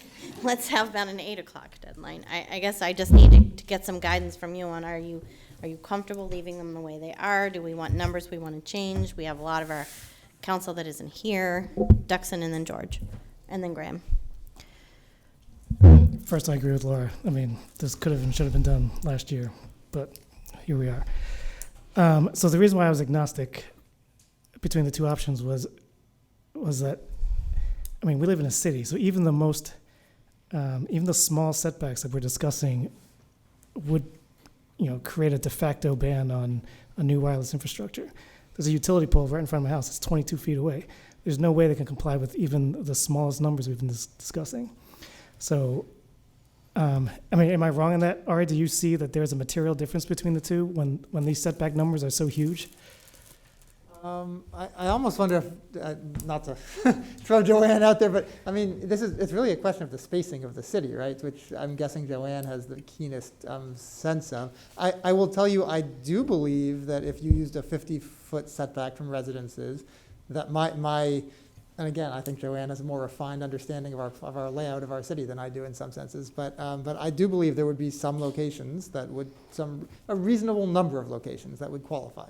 If you used a 50-foot setback and 500 feet between poles. That is my baseline assumption. I don't know if you have any other views on that, I Joanne. do think you have a point, and I do think there are many areas of the city where we wouldn't be able to meet that just because the houses are so close. And it's block after block after block. For instance, Fall Creek. I mean, that would be a tough neighborhood to adhere to those distances. So. I had a whole bunch of, go ahead, were you finished? Okay. George, Graham, anyone else?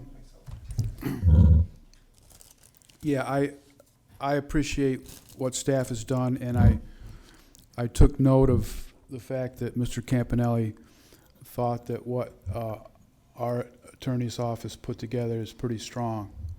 I appreciate that. I'm not an expert on 5G, but one thing I read in the article that you gave to council was that the antennas are evolving and getting stronger, and so that I'm thinking is going to make the need for as many reduce in the near future. So, I mean, just because you've got a utility pole 20 feet outside your window doesn't mean there has to be an antenna on that utility pole. So, I'm not sure how we came up with 50 feet. I assume that's for the distributing antenna systems, the small antennas. I think it would apply to any of them, right? Yeah, it's to any small wireless. And obviously that's So you could be 50 feet from one of the macro facilities? no, I think it's only for The small cells. Okay, that's what I'm asking. That's what I'm asking. And you changed our recommendation from our last meeting of 1,500 feet to 500 feet. Is that correct? No, and again, this is not about staff, so let's not go down that line of questioning. What we are looking for is council's objective, and let's also be clear about what did change. It went from 8 feet, which was in the prior legislation, to 50 feet. And what we heard from council was a diversity of views as to what they wanted. Not at our last meeting, it wasn't diverse. At our last- It was 1,500 feet. And at the meeting you're speaking about, nobody talked about distances. There was a couple people who were surprised at what we'd come up with in this committee. Yeah, George, again, I this is think- not about staff. We're simply looking for guidance from council. So please focus on giving us that I'm guidance. focusing on the No, you're draft focusing that on the you've past, written. not the future. Tell us what you That's- want in there. Tell us what you want. That's what you need to do. Yeah, I think What I would like,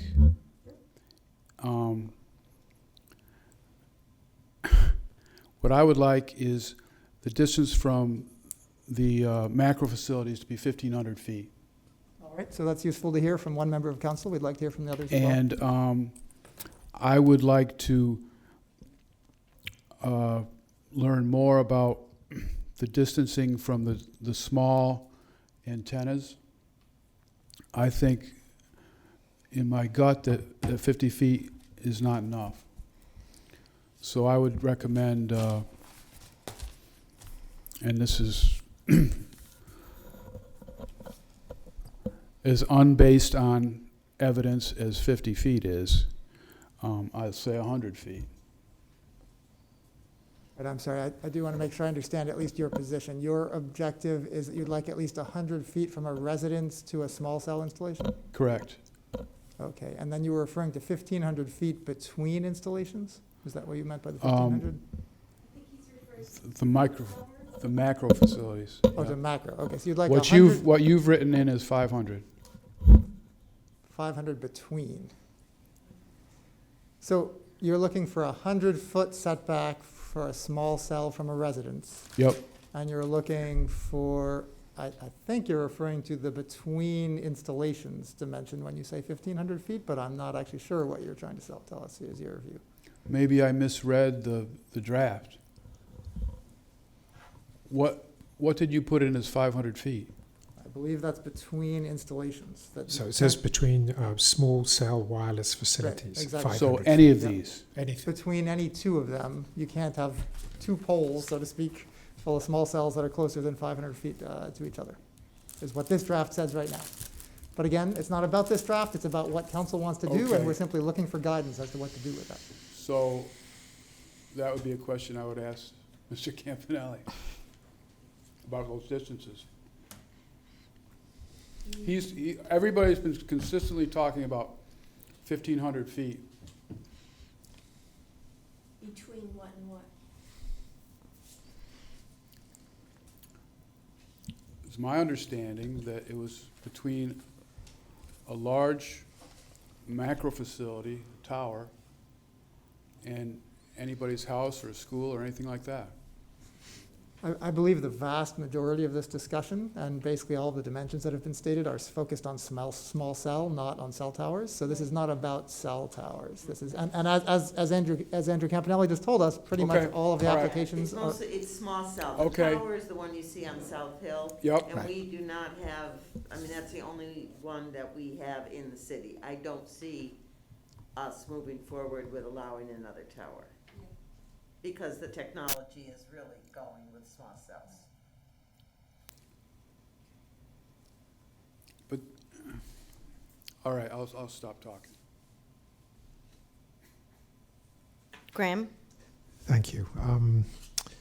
So, yeah, I'll thank staff as well. I mean, so there were some statements by the public tonight, and I appreciate the input there, but there was some confusion over this, basically the setback versus the distance between towers. And as Ari pointed out, and as I stated, we actually increased the setback in these from 8 feet to 50 feet. And I think that's important to recognize that that's been changed. I also want to point out that Mr. Campanelli certainly recognized the improvements that we've made, and also that we could reject, and I'm quoting, 90 to 95% of applications based on the code that we have. So I think he's probably basing that on previous applications doesn't mean that we'll get those, but I think he has more experience about these. So I think we've made some good progress. For me, these distances, all along, I don't see a strong case for 5G. I haven't heard any constituents saying cell phone coverage in this city is terrible and I'm moving out. What I have heard is they want broadband coverage, so that they can work at home. And I know that's not the issue, but that's just my kind of background to this kind of discussion. Having said that, I would want as much as possible to minimize the impact of 5G. I think, to answer some of Ari's questions, I think if we have these guidelines in place, I personally don't need to see a gap in coverage as long as I feel that these are protecting and are strong enough to enforce. And this is where I think some of these distances are, to a certain extent, they seem reasonable. Mr. Campanelli said, yeah, that sounds reasonable, but the condition is the testing. That is, what can we do to make sure that the cell phone companies are complying with this? And I certainly appreciate, Joanne, your concern about the impact of this testing. And I would like to be assured that if we change the testing, which I'm certainly in favor of this random testing, something that is done, under the city's control, it's there in the legislation. The cell phone providers know that that's a possibility and that we can control that, basically. And then we can decide, what is within the staff's capacity, what can the city manage? Maybe we do it every couple of years, that's what the beauty of random is. The cell code, and I appreciate Mr. Campanelli's comment that in the legislation we need to say, well, so if you do this, this is what's going to happen, because I think that's going to be sufficient to really be a disincentive to the cell phone companies to, what Mr. Campanelli said, they just pile on these different installations. If we have that in place, then to me, these numbers are there's the rationale for that. A couple of comments said, well, what's the rationale for this? Some of the numbers that we had previously discussed were, and we were informed that it basically effectively prohibited 5G within the city. And that's what I think, want. I certainly don't want to do that, but I do want these figures and the guidelines to basically ensure that we've done as much as we can to minimize the impact on that. So to me, the crucial part there is this testing, and I would like to see that changed from what we have right now in the current code to something that are more along the lines that we were talking about with the random testing under the city's control. Does there seem to be consensus around that? I don't have a problem with random testing versus what's written in there. Anyone else? Okay, so Ari, you got your first directive. Yeah, random testing. Thank you. Yeah, George? I really like the way Graham's thinking about this. And I am concerned about staff time, but the random is really key, and the company's not having control over the tester. And remember, like when Dad says, don't make me come up there, he might not have to go up there at all. So we might not have to do a lot of staff work if they know it's random and they don't know when it's coming. And the penalties are? And the penalties are real. Harsh. Right. Okay. Thank you, Graham. Okay. Is there anything else that we need to tell Corinne and Ari and Joanne?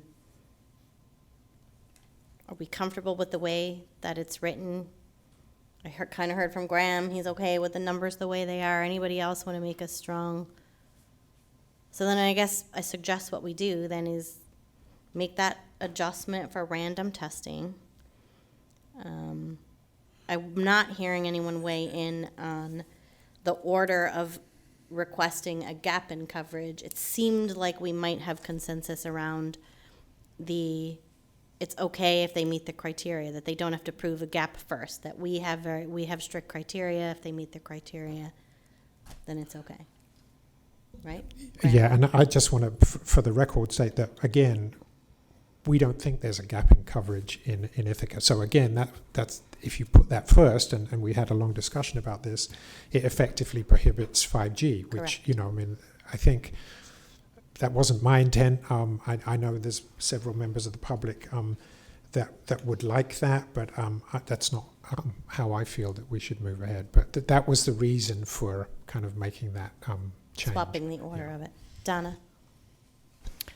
I feel the opposite. I feel like the gap in coverage criterion is meaningless insofar as it refers to a particular carrier. So any new carrier would could easily easily meet that. Am I understanding that right? I don't think so. Ari, do you want to? So a new carrier could say, you have a gap in coverage because we're not here yet. So. I think you're right. I think Andrew was just telling us Right. that you're right about that, right? That's the question you asked him essentially, and I Right. think you are correct. So it's not the case that that criterion would stop development of cell phone. It would. Well, We're just asking them to comply with the setbacks and all the other Right. pieces Right. first, Right. right? So that the only way a gap in coverage would be applied is if they want an exception to to the strict criteria. Got it. What do Okay. you think about that? What they're proposing is the least intrusive means for the. Right. So they still have to kind of work with Joanne's folks to make sure that it's. And then there was also that important that the gap in coverage is that fact-based. That so that if they're looking at a variance, then it's not just like he was saying, some random map that they provide that says there's a gap in coverage, that we needed a little more detail fact. Duxon? I think too, if you're talking about like a brand new carrier coming, because of consolidation industry, there's only 3. So even though like you can get service from a variety of different companies, they all buy their coverage from 3 major ones, and they're already all in Ithaca anyway. And I don't see, again, because they're all titans, I don't see like a literal brand new wireless provider spending billions of dollars to put in new stuff. You don't see McGonigal Telecom coming this way? I suppose anything could happen. Apparently not. Okay. I got my abacuses all ordered, and I'm going door to door starting next week. All right, so we actually have some agenda items that we need to vote on this evening. Although I'm not trying to diminish the importance of this, I'm glad that we're making progress and moving forward and finding consensus, and I do think it was very helpful to have this discussion this evening. Before we move on, I just want to ask Ari and Corinne and Joanne if there is anything else you need from us in terms of guidance or direction before we come back next month with this. Unless you'd like to take it at PEDC, which I'd be happy to bat it back. Bet you're regretting that decision. It was not my decision. However, It was foisted upon me. so we have the green light then to make the changes that were suggested on the floor and to circulate this document. Is that what I'm hearing? That is what I am hearing. Okay, I just, And when we talk about the changes that were suggested on the floor, I believe that the one clear set of consensus that I heard on the floor tonight was the changes around inserting a random testing requirement that would be Correct. administered by the city with a penalty that has teeth for any violations that are Correct. identified. I think that's the only item that I Yes. heard on the floor tonight that had consensus around it for a change, which would lead us to believe that at the moment we should leave the rest in its current form. George. This is a question. It's not meant to be confrontational. But I want to understand why we went with 50 feet and 500 feet. George, we're looking for guidance from council, and council needs to set those numbers. So we've heard a bunch of different perspectives on how to do it, and the answer, which I've already given, is that my office, have heard a whole diversity of views from council as to what numbers they want in there. And our job is to put something forward that council can then amend as appropriate, and we're asking you to do that. I can tell you, George. Okay.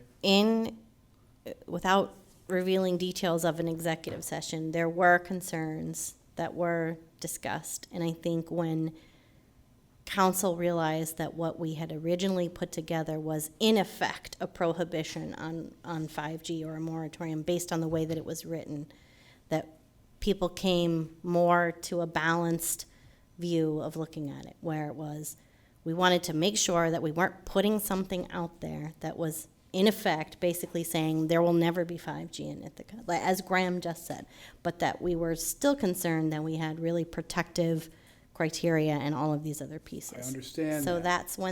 that's when Ari heard that and adjusted So the numbers, but we my can. question is, what makes 50 the right number, and what makes 500 the right number? I don't know that there's an answer to that question, George. Is whatever level of risk / comfort council has with it. George, I can't be clearer that we are not picking those numbers. Council is picking those numbers. No, And- you picked those numbers. No, George. And when you say the right number, the answer is the right number is going to be what council picks. So please go ahead and pick it. These numbers are in the draft. And council can choose to do whatever But we they would did like not with that choose draft. them. This was a baseline that was intended to be a compromise off of our last conversation. You can make as many suggestions as you want for what the number can be. I don't know what the best numbers are. So I'm asking, why were these numbers chosen? It doesn't matter, George. It can be any number. Well, perhaps I can see if there's some way we can be somewhat assured that, because, you know, we could pick 2 miles. We know that that's going to prohibit 5G. Right. I think perhaps what George and I would like to be assured that we've sort of looked at this and I do defer to staff. I know you're looking for guidance on council, so here's my guidance is I would like to be assured that the 50 feet and the 500 feet are what we think of, namely staff has looked at the environment, these numbers, and somebody said, why don't we just use the town numbers? I think it's fairly clear to me why we can't use those because of the difference in density in housing. So that's important, I recognize that. So I think if we can be assured that these are the best numbers that we can come up with in terms of That's what I'm asking. providing, you know, so it doesn't have to be a formula, but, you know, you've looked at the planning and what 5G coverage would look like, and this is the maximum that we think we can move forward with. If that's enough guidance, then I'd be comfortable with that. I'm assuming, if I may, if those numbers were to change, it wouldn't be substantive in terms of making some changes towards getting consensus when we have this in front of full council. The placeholder numbers that were put in here were in response to us being uncomfortable putting a number in there that was going to effectively prohibit any 5G in the city. I don't know if Joanne can give us any better data on average setbacks or any of the other, you know, rationale for why that is a better number in terms of distancing. You can you can send that around. But I don't know if that would be helpful. I'm trying to give you the information that you're asking for, George, but I don't think anyone in here is an expert either on the topic. I agree. So I think we're trying to find a nice balance between Campanelli what we've- suggested 300 feet. Yeah, 300. Is 50 about between 0 and 1,500? Thanks. So I'm still not hearing anyone saying they don't want to see this. I'm hearing George, but I haven't heard directly from anyone else. I heard that Graham is comfortable with the way it's written. I've heard I'm comfortable. I've heard Doug's comfortable. I don't know if anyone else. Laura's comfortable. Donna's comfortable. So it sounds to me, the way that it's written now, there is consensus with what these numbers are. But if you want to do... Are these numbers placeholders, or are these numbers? This is what will be these will be the numbers that will, the final numbers that will be in what is circulated. So they're not placeholders? They're placeholders until we decide to move to the next agenda item, and then they will become what is distributed. For what it's worth, I think, For what it's worth, I think these are overly conservative and will limit the amount of high-speed wireless service that we'll have. So, I think what staff did was protect the city as best that they could, given the discussions we had in the executive session. And to be clear, and I appreciate that, Doc, to be clear, I'll add what staff did was its job, which is to reflect the will, as best we could read it, of council in the draft that we brought forward. And I really hope that everyone, very much including you, George, will not place this on our staff, because our staff was working hard under a difficult circumstance on a job that turned out to be radically larger than what was originally assigned to it on this particular topic.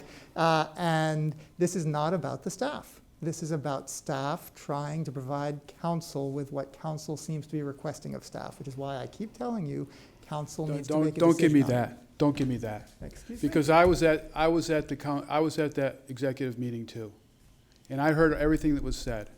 And if you want to interpret what was said at that meeting in a way that leads you to these numbers, you can do that. But and I'm not questioning how hard you're working. It's not just about me. This is about the city staff Okay, beyond fine. me. And it's not about me. It's about all of our staff, and it's really inappropriate. And I'm not questioning that. I'm not questioning how hard people are working. I'm saying somebody decided that these were the numbers that we were going to use.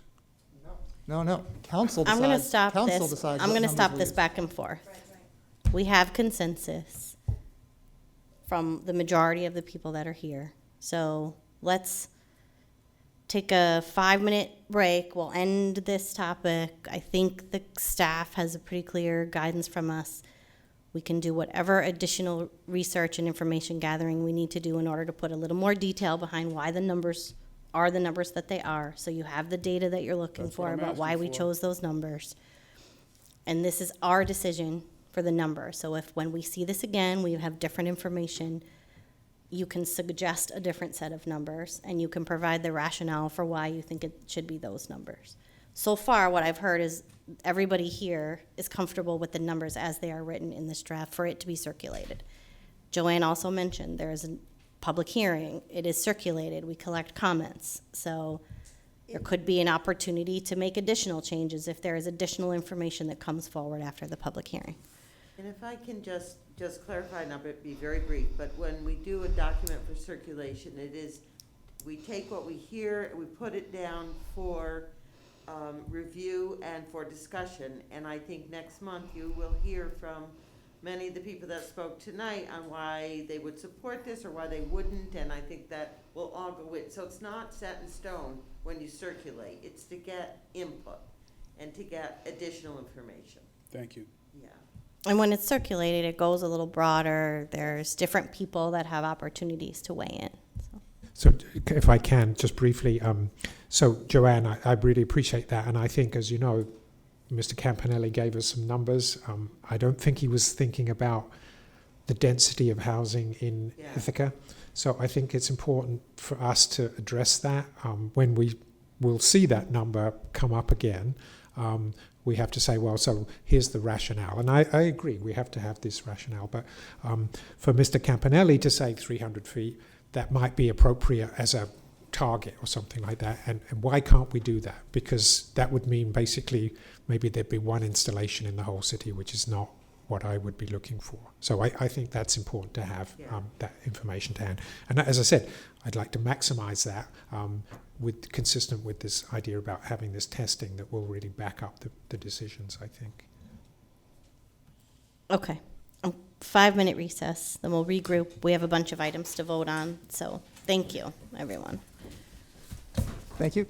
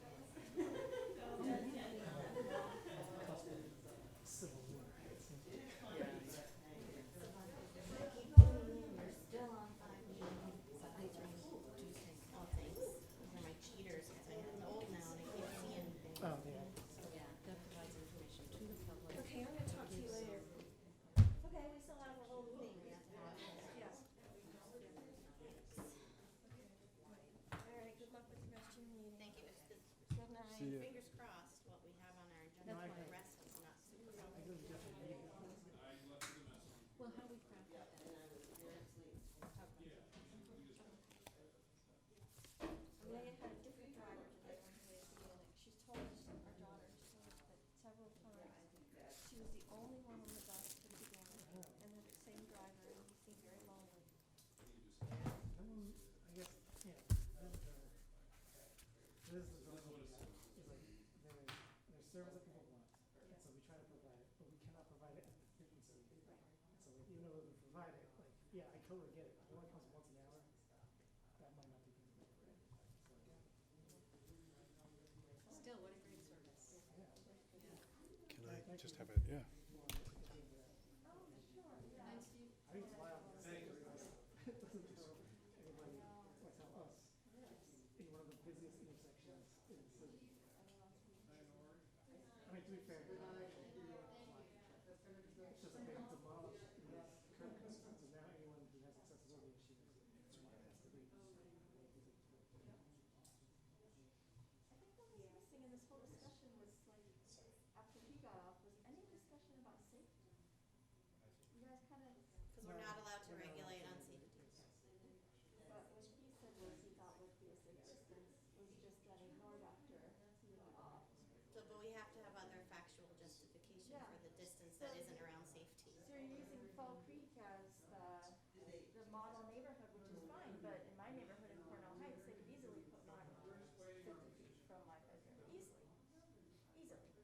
And so not every place is as dense as Fall Creek. You're regulating based on a specific kind of development, which is not indicative of all the developments in the city.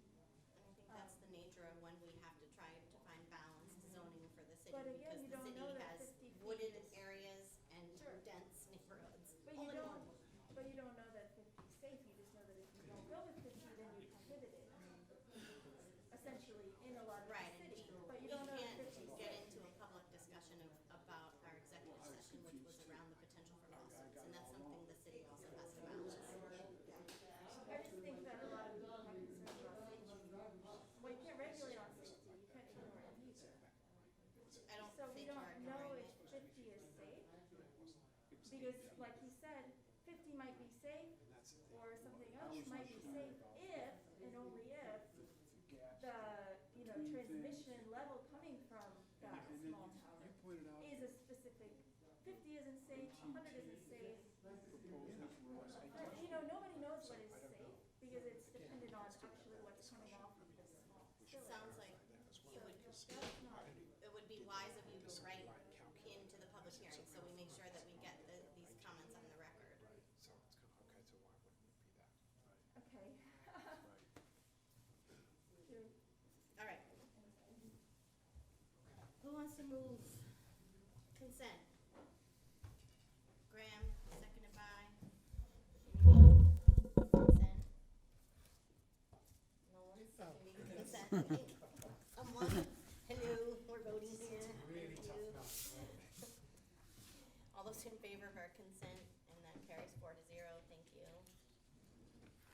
Waterfront revitalization program, does someone want to move 4.1? I'm perfectly fine if people just read the resolves at this point. I think I might be able to do that. Oh, Thank you. got it. Microphone's not on, sorry. Excuse me, resolution authorizing implementation and funding of the first instance 100% of the federal aid eligible costs and state Marchicelli program aid eligible costs of a transportation federal aid project and appropriating funds therefore. Resolved that the Common Council hereby approves the above subject project, and be it further resolved that the Common Council hereby authorizes the City of Ithaca to pay in the first instance 100% of the federal and non-federal share of the cost of planning and scoping and preliminary engineering design work for the project or portions thereof. Be it further resolved that the sum of $1.5 million is hereby appropriated from the issuance of serial bonds and made available to cover the cost of participation in the above phases of the project. Be it further resolved that Common Council hereby creates the capital project 887, Cayuga Waterfront Revitalization Project, to include the project cost of $1.5 million. And be it further resolved that in the event the full federal and non-federal share cost of the project exceeds the amount appropriated above, the Common Council shall convene as soon as possible to appropriate said excess amount immediately upon notification of by NISDOT.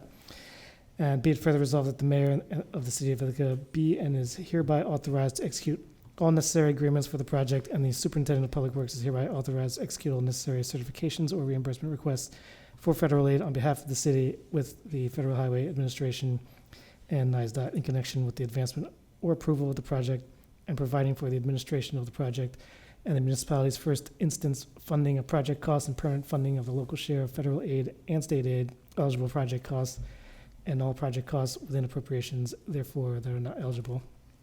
And be it further resolved that this project be undertaken with the understanding that the final cost of the project to the city will be roughly 50% of said portion, currently estimated at $750,000 of the $1.5 million authorized for this portion of the project in monies and in-kind services as managed by the superintendent of public works and monitored by the city controller. Further resolved that a certified copy of this resolution be filed with the New York State Commissioner of Transportation by attaching it to any necessary agreement in connection with the project, and be it further resolved this resolution shall take effect immediately. As a move. Great, is there a second? Graham, thank you. All right, so according to, did you want to give us a summary at all? If you would like one, I think you've probably been hearing about the build project longer than I have. We have seen this before. This was already at CA. I think this is the revision based on some of the discussion that we had at city administration the last time. And so I guess if we have any specific questions or if we have any finance questions, Steve can answer those. So I could use a reminder about the scope of this. Sure. So this is a project that used to be a larger project that would have taken have gone all the way to construction. This is scaled back to scoping and design and preliminary design. So essentially 50% design drawings of probably what would result is a urban boulevard type solution to the roadway right now that is Route 13 between approximately Fall Creek to the north and Purity Point, as we're calling it, to the south. And so we want to, better connect residents with the West End. We want to allow people to walk and bike along that portion of the roadway in some way. We want to turn it from a highway in the city to a city street in the city. This design project is a very big deal for the city. It has the possibility to be really transformational for our city and meet a lot of our goals in making it safer and nicer to live and work and walk around there. Do you have any specific questions? Yeah, Because I have. It's a little bit vague on purpose because we're looking for a lot of, we're open to different kind of ideas for how to solve this problem. I guess my big concern is New York State Department of Transportation just is proposing turning a block of Buffalo Street into a one-way because they think traffic isn't moving fast enough on Route 13. So how does this play with New York State DOT? Definitely. Well, there is a long portion of the roadway here that we want to rebuild as a boulevard or something similar that is signed for 30 miles per hour. And New York State DOT is okay with that. And they would like for the speed limit in that area to be 30 miles per hour. So you're right, and I see the tension between what they're trying to do on Buffalo Street and what we're trying to do on Route 13. But the traffic will still flow. We're not probably going to be adding, a lot of intersections. The traffic will still flow. We probably won't even lose a lot of lanes of traffic, if any lanes of traffic. We have a 100-foot right-of-way in this area, I believe. So there's a lot of space to play and to open up that space for other uses and people people to access it with, non-vehicular modes of transportation, while also making it safer for people in cars. I don't think that the actual capacity of the roadway needs to be diminished in order to redesign the roadway to allow other people to use it. Do you think DOT's on board with that concept? I do. It's my understanding that they're aware of this. So I mean, when I talked to them recently about Buffalo Street, they pointed out that, well, we don't want traffic to back up in this area because people live here, right? And I said, yes, but if this is like a highway, then, we don't want people to live by the highway either, right? And they said, oh, that's true, the people I talked with at DOT also seem to understand that there's a need for this stretch of roadway to be similar to the city around it. It's inconsistent with the neighborhoods all around it and what I think the city's trying to build for the West End. It's, they're not city streets right now. It's not a city street. Right. And we're gonna make it a city street.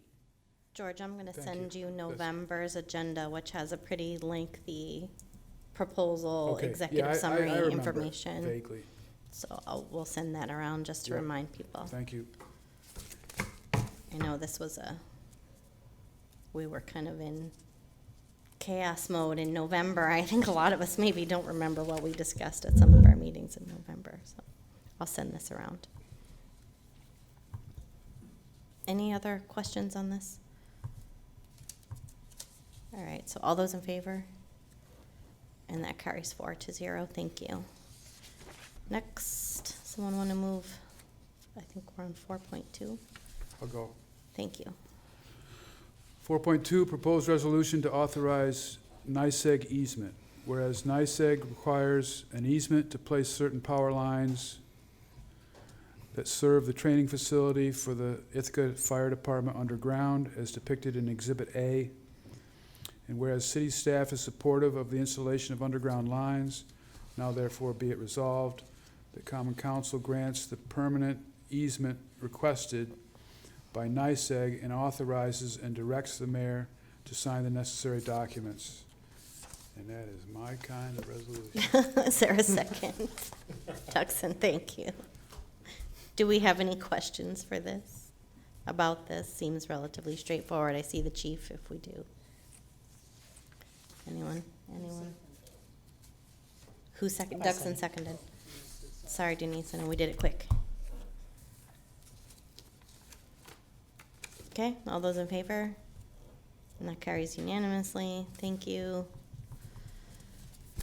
Room tax budget. Sure, this is my kind of resolution. You can just do the results. Okay, so this is room tax budget establishing new revenue and expenditure accounts in the 2021 City of Ithaca budget. See Tom here, but so resolved that the city controller is authorised to establish payment and accounting procedures for room tax revenues and expenses in support of the conference centre project and in alignment with conference centre funding agreements and standard city budgeting and accounting practices. And be it further resolved that new room tax revenue and expense accounts are established in 2021 city general fund budget as follows. Revenue account in a certain amount, just over 1 million. Expense account are other economic development fees and contracts, $20,000 and $892 and 164 cents. And then balance sheet accounts reserved for room for city room tax of $58,931 and reserved for city room tax final reserves of $100,000. Be it further resolved that in no case will 2021 room tax expenses exceed 2021 room tax revenues. And I so move. Is there a second? Duxon, thank you. I don't see Tom. Is Tom here? No. No. I don't know that we have any questions for him, so I don't know if you want to drag him out. This, to me, just looks like the financial accounting side of what we already have approved, and we just need to authorize which accounts they're being moved into. So Yeah, that- unless it's way different than that. Tom, sorry. No, that's actually basically, It's about 10 seconds behind. Oh, that's okay. No, we're fine. I'm not sure we need you, but hi, thank you for waiting. yeah, so- Steve was about to explain. So it is the, basically, the accounting for what you have previously approved. And it's this way because it's already mid-year. In the future, we would have this accounting go through the budget process. Okay. So you'll see that in the future, starting with 2022. So I don't know if you have other questions other than the financing.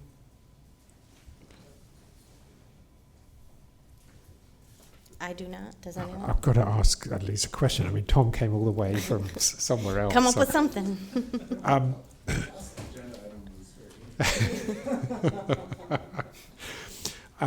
So I see there's a, I guess there's a reserve balance. So I guess the question is, this is according to the projections and expectations. Is that so? What you're saying? So that reserve balance gets carried over each year, Yes. if there is one. Yes. Okay. Yes.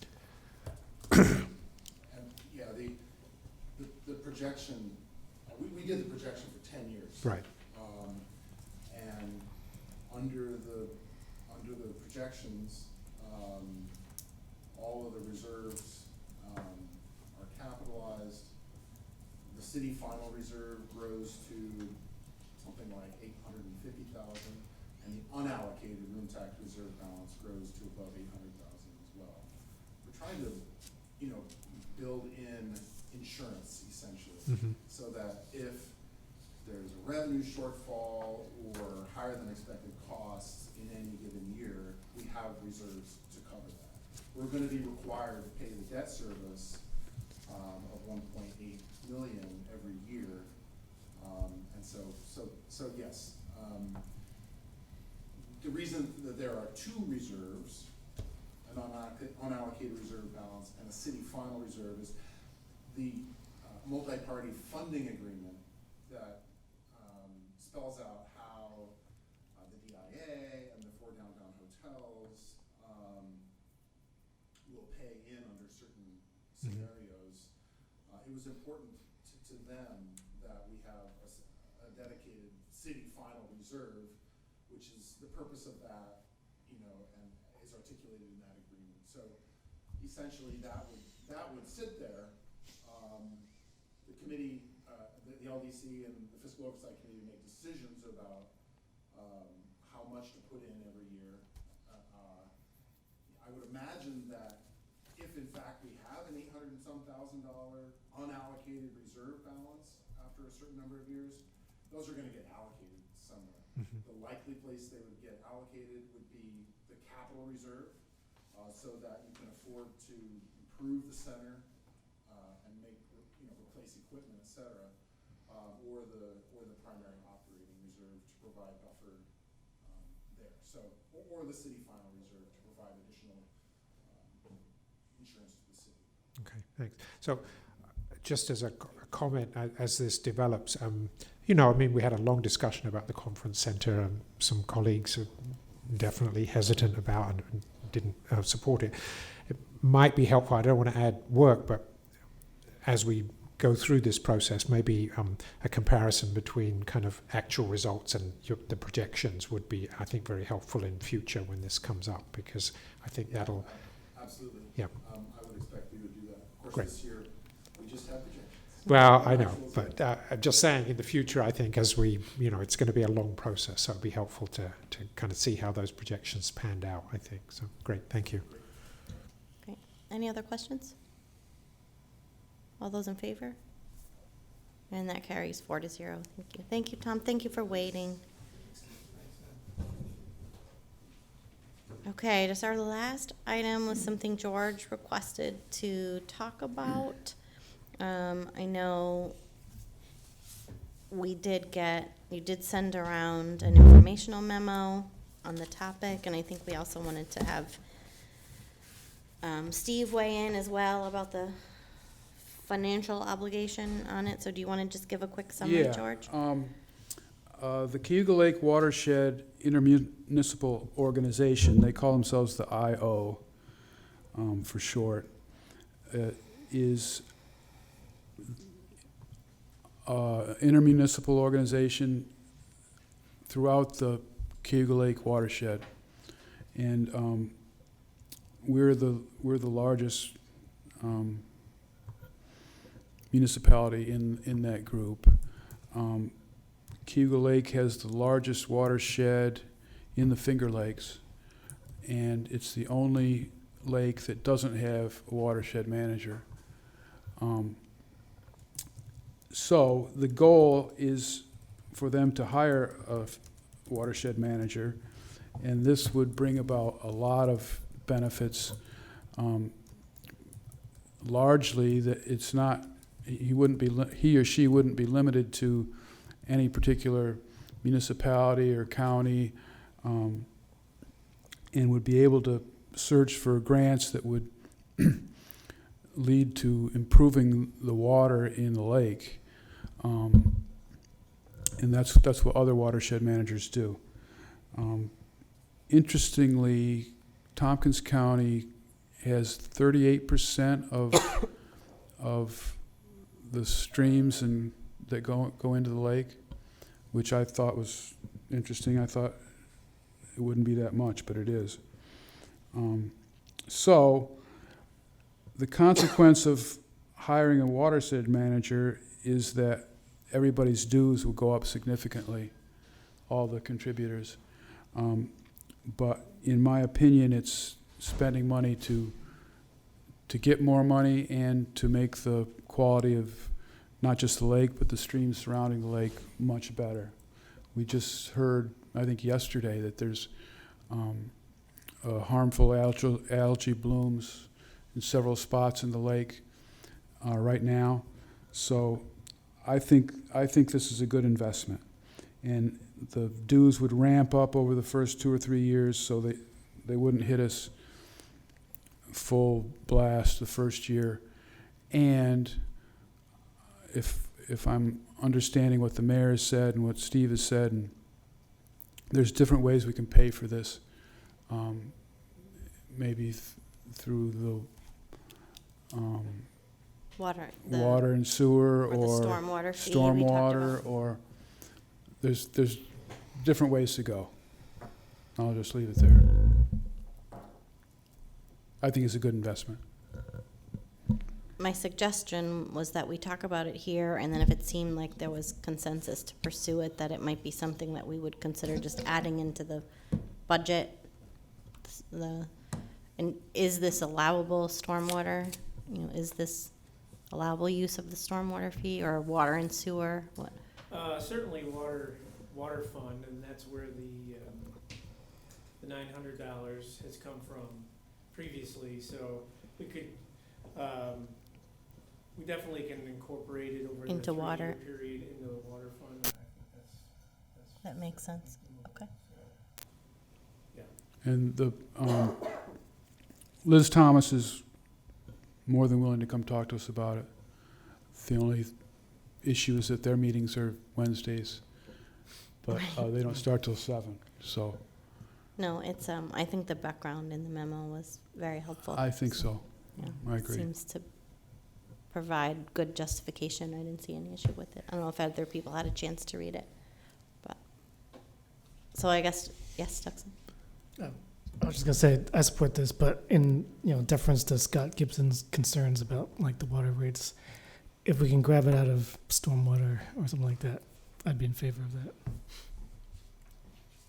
Yeah, I guess just see what's allowable use, and then you can make a recommendation in the budget, Steve, and just let us know Yeah. where it fits. Yeah, we'll talk to staff. Okay. Great, thanks, George, for bringing that All up. right.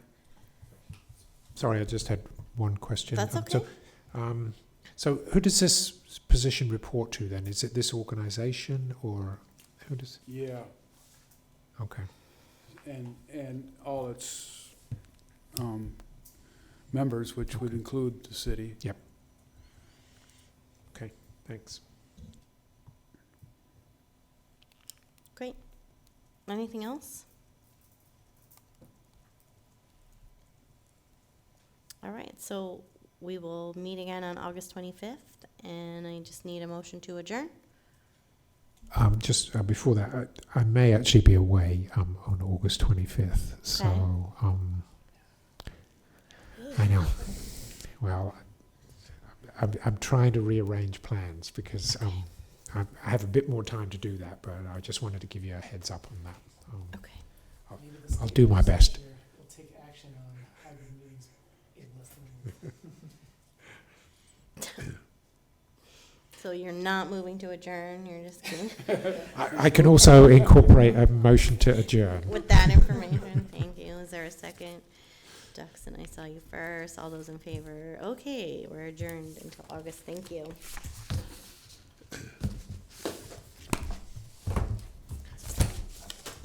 No hard feelings, Ari.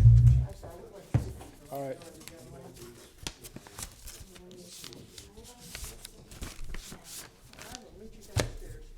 Okay.